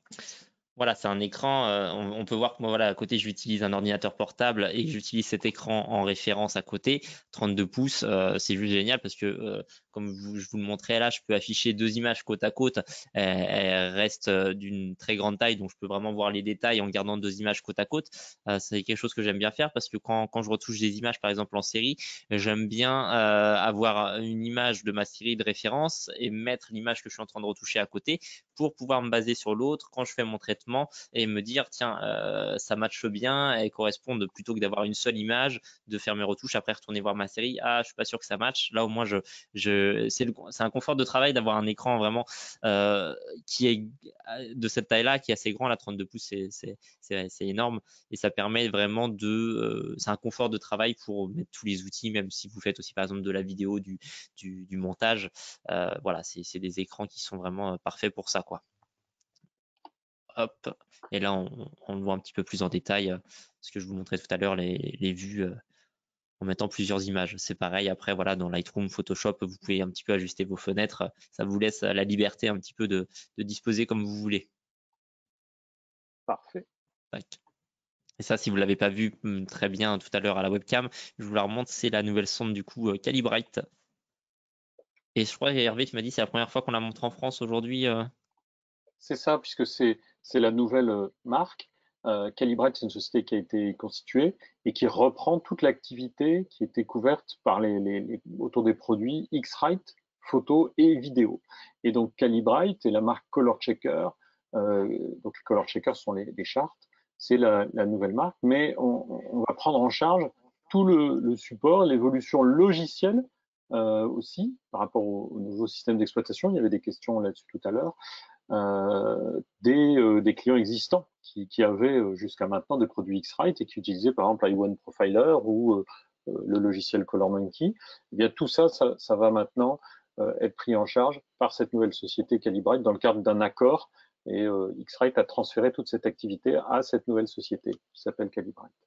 Alors, comme on en avait parlé, je vais vous faire un petit topo sur les offres spéciales qui sont proposées par Miss Numérique, qui est notre partenaire pour cet événement.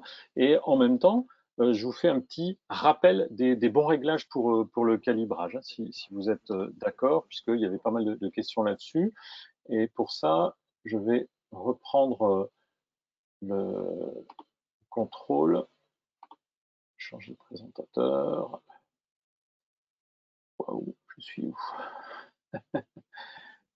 Il y a du monde.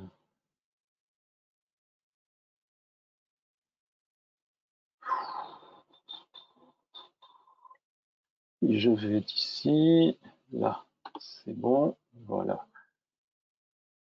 Je vais afficher juste une fenêtre, c'est celle-ci.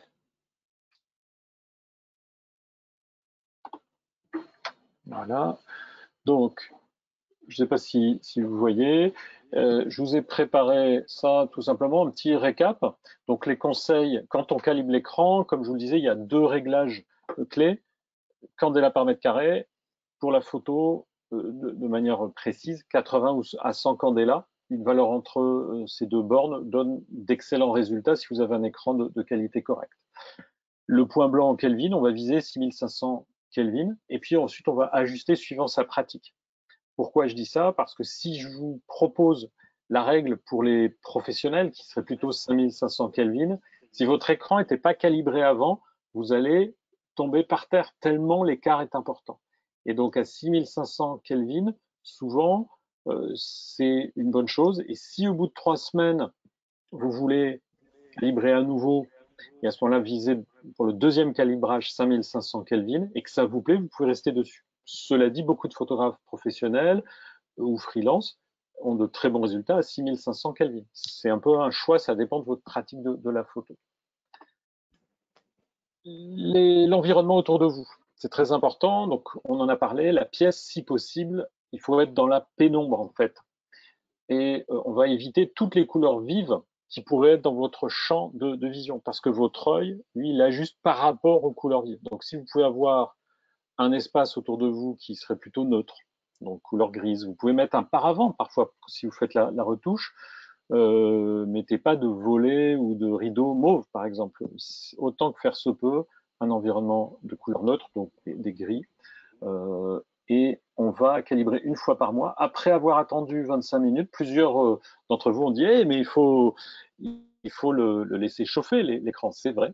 Alors les écrans tout nouveaux, modernes, parfois c'est 15 minutes suffisent, mais je dirais que de manière générale, si vous laissez monter en température 25 minutes, c'est là où vous aurez un vrai calibrage précis.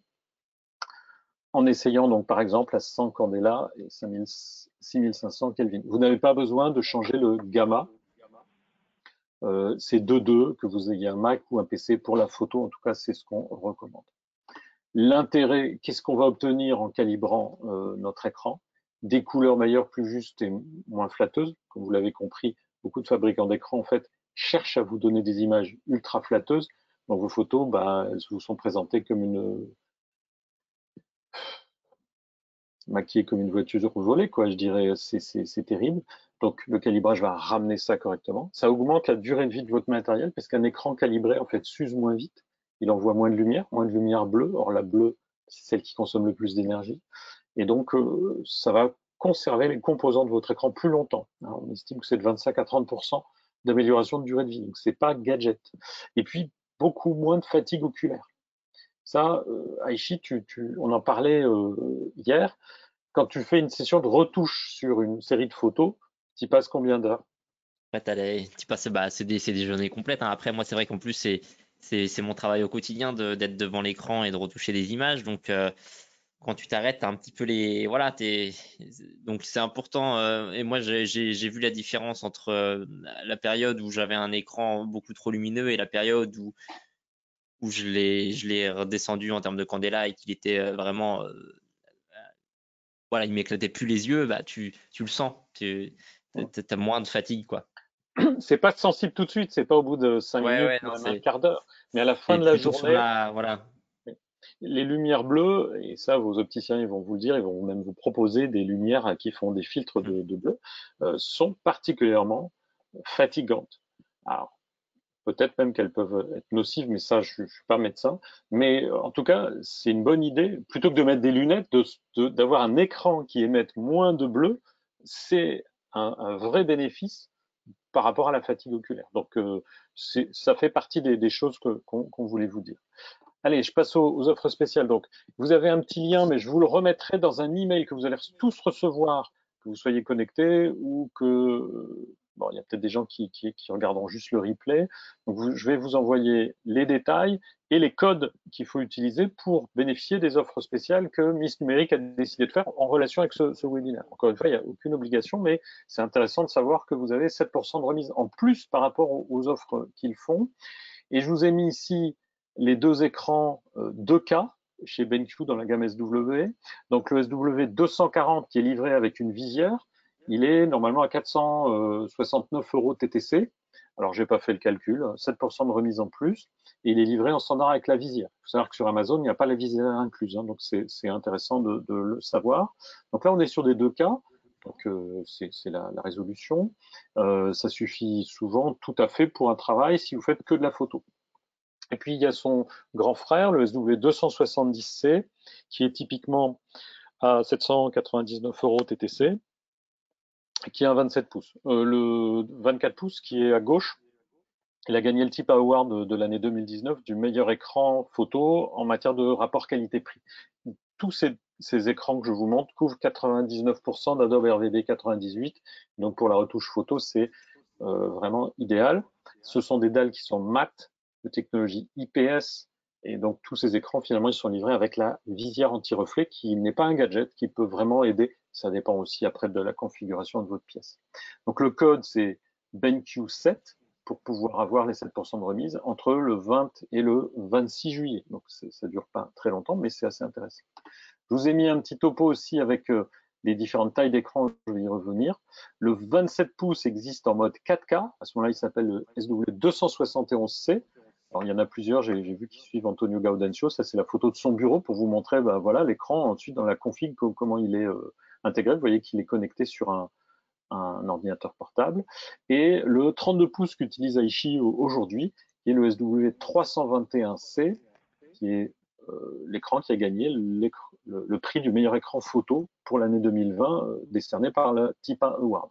Alors pour cela, Miss Numérique, ils ont fait un effort en plus. Si vous allez sur ces modèles-là, alors qu'ils sont un peu plus coûteux, hein, on est à presque 1500 euros sur le SW271C et à 1769, je crois, sur le 32 pouces, mais bon, il y en a plus d'espace aussi.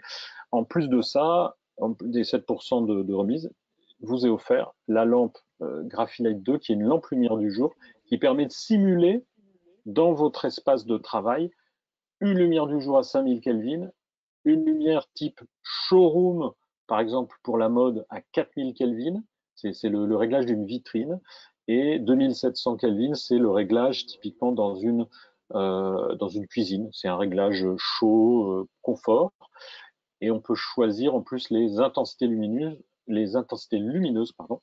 Et c'est une lampe qui a un IRC de 95 pour ceux qui connaissent. Donc c'est une vraie lampe de travail si vous décidez donc d'aller sur ces modèles-là, mais c'est uniquement sur les 4K. Donc le 27 pouces SW271C ou le 32 pouces SW321C, il y a 7% de remise plus la lampe Graphilight 2 offerte. Pourquoi je vous ai mis qui sont 4K? Parce que le 4K en photo, bon, ça vous permet d'aller un cran plus loin si vous zoomez par exemple dans votre photo, mais c'est surtout utile en vidéo puisqu'il y a de plus en plus d'équipements qui sont calés sur cette norme 4K en termes de résolution. Et dans la vidéo, si vous faites même 2 ou 3 projets vidéo par an, même si le gros de votre travail c'est la photo, ça vaut le coup d'investir dans un écran 4K. Si vous faites que de Moi, la en photo, photo, je le remarque aussi, même quand en photo, en 4K, ça permet quand même d'avoir l'image vraiment on voit tous les détails, quoi.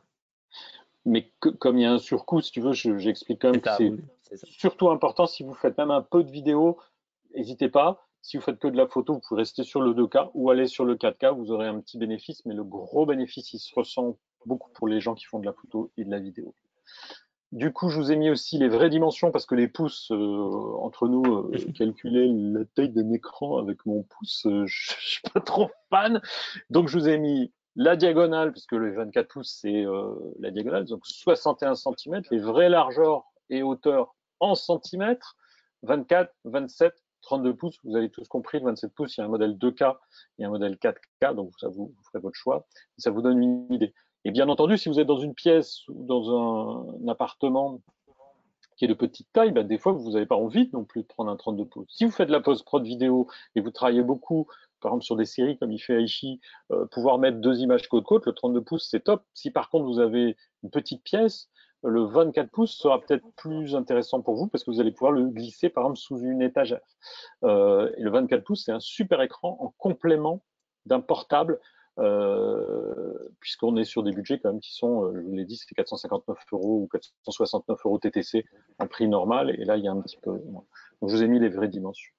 Donc ça c'est sur les écrans de la gamme BenQ, et puis sur toute la gamme Calibrite, donc c'est le nouveau nom, et ça c'est ce que je voulais vous expliquer, de tous les produits qui s'appelaient X-Rite Photo et Vidéo auparavant. Et donc ça va concerner toutes les chartes. Alors, je ne sais pas, vous connaissez peut-être celle-ci, la Color Checker Passport. On en a ici plusieurs. Là j'ai mis tout simplement la page d'offres de Miss Numérique, hein, que vous allez retrouver avec le lien qui est ici. Et donc, il y a 10% de remise sur tous les produits Calibrite. Donc, si vous voulez acheter une sonde ou que vous avez besoin de renouveler votre équipement, ça peut vous intéresser.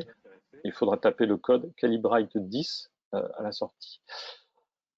Dedans, il y a des produits qui calibrent uniquement l'écran. Donc Calibrite Color Checker Display, celui que vous voyez en haut à gauche à 179,90, il est très bien pour calibrer un iMac ou un écran bureautique ou un écran de portable, mais il ne permet pas le calibrage hardware.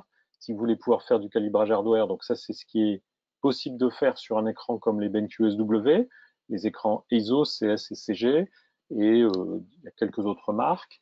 À ce moment-là, il faut prendre la Display Pro ou la Display Plus. La Display Plus, elle permet d'aller plus loin en termes de luminance et de monter jusqu'à 2000 nits. Ça, c'est important pour les personnes qui font de la vidéo aussi. Et puis, parce qu'il y a pas mal de personnes qui vont poser la question, est-ce qu'il y a une solution pour calibrer les écrans, mais aussi les imprimenter? Là, c'est le produit que vous voyez en bas à droite, Calibrite Color Checker Studio, qui va permettre de calibrer écran, vidéoprojecteur, les boîtiers, on peut étalonner les boîtiers eux-mêmes avec une petite charte qui est fournie, et bien sûr les imprimantes. Mais ce n'est plus une sonde, ça c'est un spectrophotomètre. C'est très intéressant. Alors ça vaut plus du double, hein, comme vous le voyez, mais ça va vous permettre de calibrer tous les éléments de votre chaîne. Voilà. Les chartes, je ne vais pas rentrer trop dans le détail et je vous laisserai aller là-dessus. Ça, c'est ce que je voulais vous montrer. Et bien entendu, je vais vous remettre le code et le lien des offres Miss Numérique dans le petit email suite à ce webinaire. On va passer à la session questions-réponses. Et là, je vais te redonner la main. En tout cas, je vais arrêter de partager mon écran. Je te redonne la main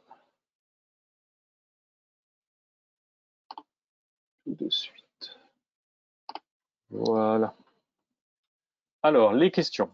Tu y as répondu, je crois. Quel est le point de départ? Tu démarres en JPEG ou en RAW? Alors, je disais que moi, je suis team RAW à 100%. Ça arrive de travailler sur DigiPeg, mais non, si on peut travailler en RAW, il faut travailler en RAW, évidemment. Il y a des questions, on peut aller vite, et puis après, ça peut en tirer un petit peu plus sur d'autres. Les presets dans Lightroom, est-ce que ça marche vraiment? Est-ce que tu recommandes et lesquels sont bien? Alors, les presets, c'est très particulier. Moi, je ne recommande pas parce que c'est un truc qui se fait beaucoup maintenant. On peut acheter des packs de presets tout fait.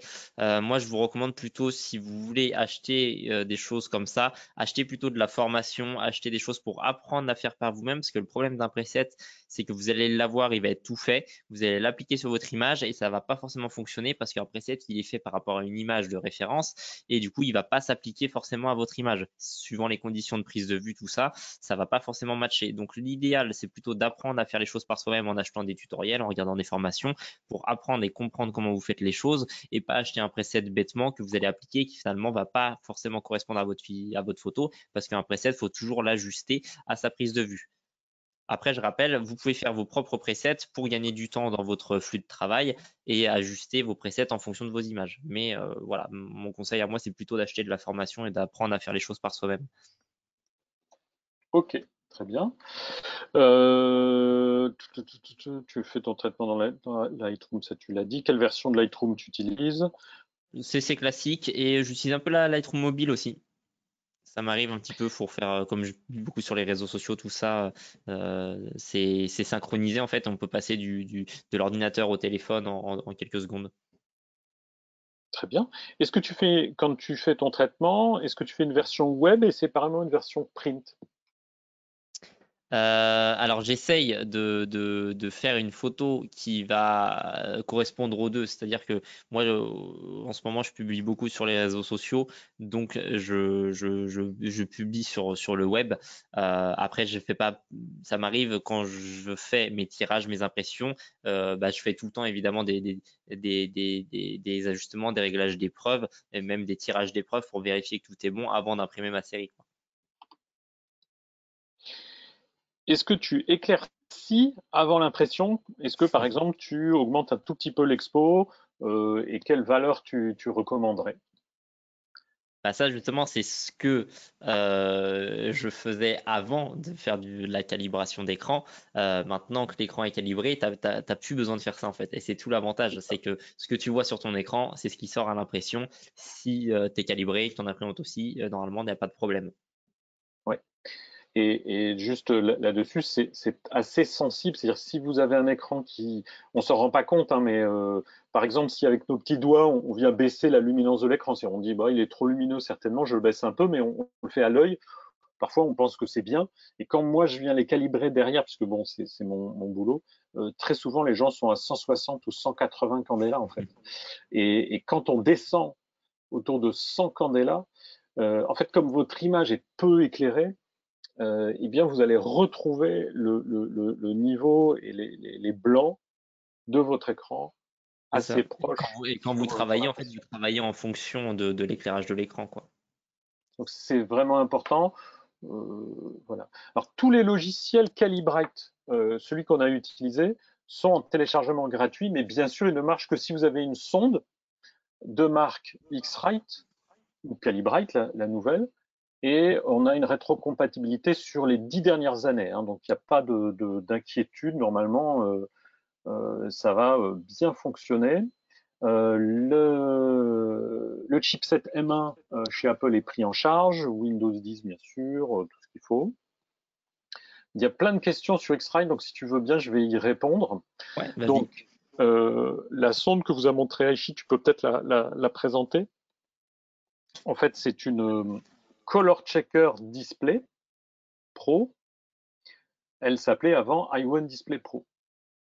Le matériel est le même et on va continuer. Toutes les mises à jour de logiciels seront disponibles aussi pour les produits X-Rite si vous en détenez un. La question ensuite, que devient X-Rite? X-Rite continue à exister et garde la marque X-Rite, mais que pour les dispositifs au-dessus de 1000 euros, si vous voulez. Donc, c'est plutôt les spectros pour équiper des imprimeurs ou alors, si vous êtes un photographe qui utilisez des imprimantes très grand format, qui ont besoin, par exemple, de piloter ou de fonctionner avec un RIP. Donc, si vous ne savez pas ce que c'est un RIP, vous n'en avez pas besoin. Si vous savez ce que c'est, effectivement, X-Rite continue à être là, mais sur les produits essentiellement destinés aux professionnels. En fait, ils considèrent que leur capacité de répondre aux attentes des photographes et des vidéastes nécessitait trop d'investissement de temps de leur côté, alors que au niveau de l'équipe pour laquelle je travaille, on savait le faire mieux qu'eux. Et donc, ils ont choisi de nous transférer la clientèle, tout le travail. Et nous, on achète juste les sondes maintenant chez eux avec notre marque. Et on a un accord sur le long terme de travail et de co-développement, bien sûr, sur les aspects technologiques. On va ils vont continuer, par exemple, à tester les nouveaux logiciels qu'on va faire pour vérifier que tout est compatible. Et eux nous feront bénéficier des avancées au niveau des filtres optiques qui sont intégrés dans les colorimètres et les spectrophotomètres. Donc, je dirais tout est le mieux dans le meilleur des mondes. C'est important de savoir qu'il y a cette évolution. Beaucoup de questions sur est-ce que tous les écrans peuvent se calibrer? La réponse est oui. Au pire des cas, ça va réduire le massacre. Mais si vous avez un portable qui a plus de 8 ans et qui déjà au départ, vous imaginez quand il était neuf, il faisait que sRVB, en le calibrant, vous n'allez pas le rendre de qualité suffisante pour faire de la retouche photo, soyons bien clairs. Les calibrer, ça améliore les choses. C'est pas pour autant qu'ils vont tout d'un coup produire des couleurs qu'ils sont pas capables de faire. Quoi. Je veux juste expliquer ça, c'est important. La référence des dalles IPS à privilégier, si possible, donc des dalles IPS, alors de technologie type VA ou AHVA, mais il y a d'autres technologies. Il faut savoir qu'il y a par contre des IPS avec un petit E devant, E-IPS. Donc certains fabricants disent que ça veut dire Enhanced IPS. Dans le domaine, ça fait bien rigoler tous les techniciens qui disent EIPS, c'est Economic IPS. C'est-à-dire que le design sur le papier, si vous étiez un architecte, c'est bien fait, mais les composants qu'on met dans cette dalle IPS sont pas du meilleur niveau. Ce serait comme de construire une maison et puis on dit oh c'est pas grave, on va rajouter un petit peu trop de sable dans le béton. Ça fait pas une maison de qualité. C'est pareil, les dalles EIPS, méfiez-vous. Souvent vous allez avoir du sRVB plus 10%, plus 20%, mais elles n'arrivent pas à atteindre Adobe RVB 98 et surtout souvent les EIPS n'ont pas une homogénéité de la dalle correcte. L'homogénéité, c'est le fait que toutes les couleurs, si par exemple vous affichez une seule teinte sur tout votre écran, à tout point de l'écran, ça devrait être de la même couleur si on la mesure. Une dalle homogène, ce serait ça. Et une dalle EIPS, très souvent, elle va avoir une zone qui va être un peu plus claire ou plus sombre en haut ou en bas. Et bien entendu, si vous calibrez votre écran, les résultats ne seront pas les mêmes et votre travail de retouche, il risque d'être déformé à cause de ça. Préférer des écrans mat et non ultra bright comme les Apple, oui, ça c'est de manière générale le calibrage des écrans. Vous en tirerez un vrai bénéfice pour la retouche photo si vous avez une dalle qui est mat. Si par contre vous avez un écran brillant, vous n'allez pas jeter votre écran, vous n'allez pas non plus, s'il vous plaît, je vous interdis de le faire, y aller avec du papier de verre, tout ça, ça ne marche pas, hein, n'y allez pas. Mais vous avez quelqu'un, pour une raison X ou Y, vous a offert un iMac ou alors au bureau vous avez un iMac, vous allez quand même le calibrer, ça donne des résultats intéressants. Il restera brillant, c'est gênant, mais vous allez quand même pouvoir avoir des couleurs correctes. Et c'est là, et quelqu'un m'a posé la question, qu'on va utiliser la fonction flare correct. Flare, en anglais, c'est tout simplement les reflets. Et donc, on a inventé il y a quelques années avec X-Rite un dispositif qui permet de prendre en charge le fait que l'écran est brillant et donc réduire cet effet brillant au niveau du paramétrage. Mais bon, c'est une amélioration. Hein. Si possible, allez sur des écrans mat. Mais si vous avez un écran brillant, calibrez-le quand même et utilisez à ce moment-là la fonction flare correct. C'est tout ce qui est traitement des reflets qui pourraient être gênants. Bien entendu, les écrans BenQ qu'on vous a présentés, toute la gamme SW, ainsi que d'autres marques, par exemple, qui sont livrées avec une visière anti-reflet, ça aide aussi énormément.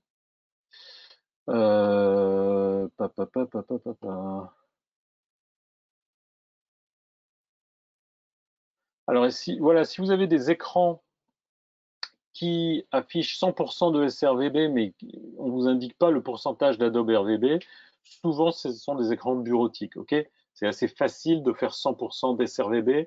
Juste pour la petite histoire, le sRVB, c'est une norme de 1974. Ça date un peu.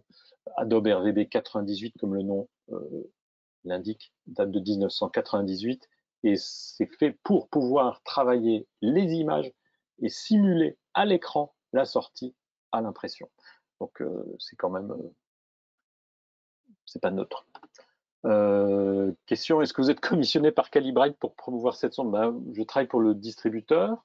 Comparatif avec les sondes Spider, Si vous voulez, moi ça me gêne pas. Vous voyez, c'est pas parce que je travaille pour des marques que je peux pas parler de la concurrence. Pour les écrans BenQ, moi je trouve que le rapport qualité-prix est plus intéressant que ce qu'on peut trouver chez ESO, qui est une excellente marque, mais on paye un peu la marque. Hein. En voiture, ce serait comme d'acheter une BMW, donc vous achetez de la marque. BenQ, je trouve qu'il y a une très bonne qualité avec des écrans qui ont un bon rapport qualité-prix. Et pour les sondes Calibrite, les avantages des filtres en verre, donc l'optique qui est dedans, vous voyez la taille de l'œil ici, c'est du verre. Donc il y a une meilleure durée de vie. Il y a un meilleur respect des utilisateurs au niveau des mises à jour. Les mises à jour logicielles, il y a une meilleure rétrocompatibilité, ce qui n'empêche pas que les Spider X soient de très bonnes sondes. Les derniers modèles marchent très bien, il n'y a pas de problème à ça. Et ce sera vous qui allez choisir la marque que vous voulez. Moi, je préfère, dans le temps et dans la durée, les produits Calibrite, qui s'appelaient auparavant X-Rite. Je trouve qu'ils sont mieux construits et je vous dis, il y a un meilleur respect de l'utilisateur. Et il y a un choix, et ça c'est vous qui décidez si ça vous plaît ou pas, de X-Rite de travailler avec des revendeurs. Là, aujourd'hui, notre partenaire, c'est Miss Numérique. Vous pouvez trouver ces sondes chez votre revendeur photo dans votre ville. Alors que Datacolor s'est coupé en France de tous les revendeurs qui ont des boutiques et a décidé de vendre essentiellement en ligne. Moi, j'ai un petit goût pour la possibilité d'acheter dans sa zone plutôt que sur Amazon. Mais après, vous faites ce que vous voulez. Nous, on est plus respectueux de ce côté-là. Encore une fois, ça n'empêche pas que les produits Datacolor soient de bons produits. Faites la comparaison, mais c'est vrai que ici aujourd'hui, c'est sponsorisé par Calibrite et BenQ, donc oui, et mon avis, il est construit. Hein. Je trouve que c'est des marques qui sont un peu supérieures à leurs concurrents. Ça n'empêche pas qu'ils aient des concurrents qui soient tout à fait intéressants et honnêtes. Et si vous avez une sonde de cette marque-là, continuez à l'utiliser, c'est très très bien. Qu'est-ce qu'il y avait encore? Module de développement. Oh non, ça c'est un peu pointu, Cécile. Le module de développement pour Lightroom, donc c'est le moteur de traitement des couleurs dans Lightroom, est basé sur Melissa. Melissa, c'est une version spéciale de l'espace de couleur Profoto qui est encore plus grand qu'Adobe RGB 98, alors que dans Photoshop, le moteur de traitement des couleurs, il est basé directement sur Adobe RGB 98. Ce qu'il faut savoir, c'est que Profoto est un espace colorimétrique intéressant, mais aujourd'hui, il n'y a pas d'écran qui sont capables de le reproduire, ni d'imprimante. Seuls les appareils photo, pour certains d'entre eux, sont capables de cette dynamique de couleur. Donc c'est intéressant pour travailler pour le futur. Pour aujourd'hui, si vous travaillez sur du Adobe RVB 98 ou du ECI RVB, s'il y a des connaisseurs, ça vous parlera peut-être. C'est, à mon avis, le meilleur choix. C'est un petit peu moins compliqué. Après, si vous êtes dans l'expertise couleur, avec Profoto RVB, vous pouvez pousser le bouchon plus loin. C'est intéressant. Ma logique, c'est de dire et de vous expliquer, commencez par marcher, commencez par calibrer votre écran quel qu'il soit, faites évoluer votre système en fonction de votre budget, de vos besoins, et puis apprenez, et vous pourrez peut-être aller plus loin. Et Profoto, là, ça correspond à ça. Mais il y a tellement de photographes aujourd'hui qui déjà ne calibrent pas leur écran, commencez par le faire, ça change la donne. Et Aichi, là, c'est peut-être là-dessus que tu pourrais rebondir si tu le souhaites. La calibration? Ouais, est-ce que ça change la donne? Bah, oui, parce qu'en fait, tant qu'on ne l'a pas fait, on se rend pas forcément compte en fait. Mais une fois qu'on y a pris goût, c'est là que c'est intéressant parce que vos photos vous remercieront parce qu'elles seront bien en couleur, vos yeux vous remercieront parce que ils seront moins fatigués, et vos clients aussi parce que vous pourrez leur certifier que les visuels que vous leur envoyez, ils sont bien en termes de couleur, et que malgré le fait que sur leur écran ça s'affiche pas forcément bien chez vous, ils peuvent vous faire confiance. Hein, vous serez gagnant dans tous les cas à calibrer votre écran. Hein, il faut le faire. Super, merci. Et alors, dernière question, il y avait pour le traitement en noir et blanc, quels sont les bons réglages? Bah, le noir et blanc, c'est assez sensible justement au niveau de la luminance, donc c'est très important de choisir les bons candélabres par mètre carré. Donc, si possible, pièce faiblement éclairée, mettez-vous à 100. Si vous avez la possibilité de descendre à 90 ou à 80, c'est génial. Vous aurez plus de détails, donc ça c'est important. Un écran calibré vous donnera accès à plus de détails dans les hautes lumières, les basses lumières et les tons saturés. Donc, c'est trois aspects quand même qui sont intéressants si vous voulez que vos photos et votre univers photo se différencient de monsieur ou madame tout le monde. Et pour le traitement noir et blanc, souvent, j'aurais tendance à dire, là, c'est Christian qui posait cette question, 5500 Kelvin, pas 5000. 5000, c'est trop jaune. 5500 Kelvin, ça vous donnera les meilleurs résultats. Mais j'ai aussi des gens qui travaillent sur le noir et blanc à 6500 Kelvin. C'est un peu une question de choix personnel. Pour finir, Aichi vous propose un défi. Donc, Vous l'avez à l'écran, je crois.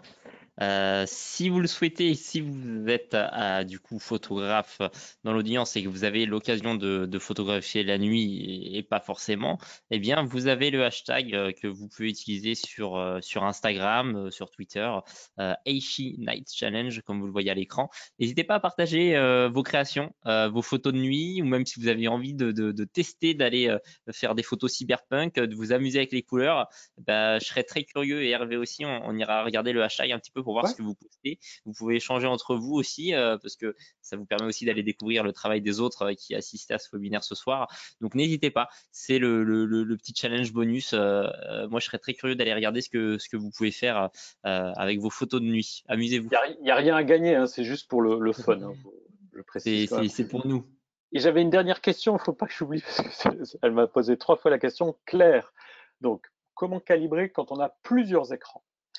Eh bien, quand il y a plusieurs écrans, la démarche qui marche le mieux, et c'est de la pratique ici, hein, c'est pas théorique ce que je vais vous dire. Vous commencez par calibrer le meilleur de vos 2 écrans ou 3 écrans. Cet écran-là, vous allez le calibrer aux petits oignons. C'est-à-dire vous le faites vraiment jusqu'à ce que vous soyez content du résultat. S'il faut, bah, vous essayez plusieurs réglages. Et vous allez avoir aussi sur cet écran donc celui qui est de la meilleure qualité. Donc parfois c'est le dernier que vous avez acheté ou alors enfin, vous avez quand même une petite idée. Celui-ci, vous allez l'utiliser comme étalon. Et ensuite, vous allez calibrer les autres écrans. Et vous pouvez ajuster la luminance de manière à ce qu'il s'approche du meilleur. Si vous ne faites pas ça, il y a des techniques qui permettent d'aligner et de faire un calibrage pour que tous les écrans aient les mêmes couleurs. Le problème, c'est que vous allez tirer tous les écrans vers le bas et ils vont tous s'aligner sur le plus mauvais du lot. Donc, ne faites pas ça, c'est triste. Donc, calibrez d'abord le meilleur en n'allumant pas l'autre, parce que c'était pour partie la question de Claire. Ensuite, vous calibrez celui qui est un peu moins bon et vous pouvez jouer sur les Kelvin pour vous assurer par exemple que le point blanc soit similaire. C'est du bricolage, c'est pas une approche scientifique, ça donne plutôt de bons résultats. Sinon, pour aligner des écrans pour qu'ils donnent les mêmes couleurs entre eux, pardon, l'idéal c'est d'acheter la même marque, le même modèle, le même jour. Franchement, tout le monde ne peut pas faire ça. Enfin, si vous êtes très fortuné, be my guest et puis dites-moi comment ça marche. Et mais même comme ça, j'ai fait des tests avec Arnaud Frisch, on y a passé une après-midi entière, caler 3 écrans pour qu'ils aient la même couleur, c'est très difficile. Ce qu'il faut comprendre, c'est que en calibrant l'écran, le logiciel de la sonde et la sonde elle-même vont essayer d'amener cet écran sur la meilleure capacité pour lui à rendre les couleurs. Et donc d'un écran à l'autre, il peut y avoir des petites variations. Mais si vous faites ce que je vous disais, c'est vous calibrez le meilleur aux petits oignons quand vous êtes content du résultat et vous êtes bien assuré, vous l'utilisez comme point de référence et vous essayez de calibrer les autres en les approchant de celui-là. Ça, c'est une démarche qui fonctionne aussi. Voilà. Merci beaucoup. Alors Jean-Jacques, il me repose la question. Pourquoi est-ce qu'il n'y a pas une forme sur l'écran pour positionner la sonde? La sonde, il faut la mettre autant que possible à peu près au milieu de l'écran. N'hésitez pas à ce que l'écran prenne vous penchez un tout petit peu. Le plus important, c'est que la sonde soit bien collée à l'écran, qu'il n'y ait pas de lumière qui puisse rentrer à droite ou à gauche.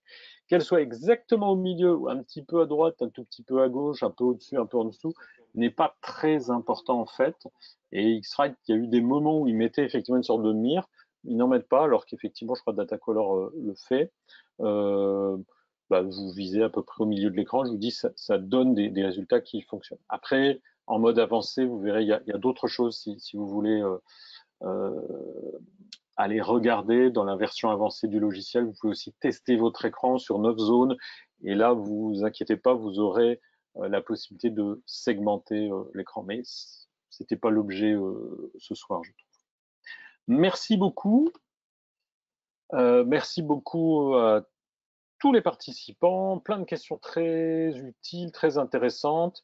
J'espère que vous avez compris comme notre démarche qui était de montrer le travail d'un photographe auteur et de lier ça avec le calibrage. Merci beaucoup à toi, Achille. Je trouve que c'était très sympa de voir ton travail et tes photos. Et puis, tu nous tiens au courant de la prochaine fois que tu exposes, puisque je posterai sur Facebook, sur le calibrage de Facebook, tes prochaines expositions dès que tu en auras. Merci pour l'écoute, c'était vraiment très chouette. Et puis, j'espère que vous avez bien compris, voilà, la couleur dans la photographie pour aller vers la calibration derrière. Voilà. Et puis surtout, amusez-vous et puis faites des photos. Absolument, faites des photos, prenez soin de vous, faites attention aux Ça, virus qui en ce traînent. moment, oui. Et puis, voilà, de nuit, des fois, il y a moins de monde. On peut faire Bah, des. le couvre-feu est passé, donc là, il n'y a plus d'excuses, vous pouvez sortir, parce que moi, j'en ai souffert de ça. Ouais, il y a des régions où c'est réintroduit. Bonne soirée, Salut, merci à tous et à un prochain événement, j'espère. Au revoir. à bientôt.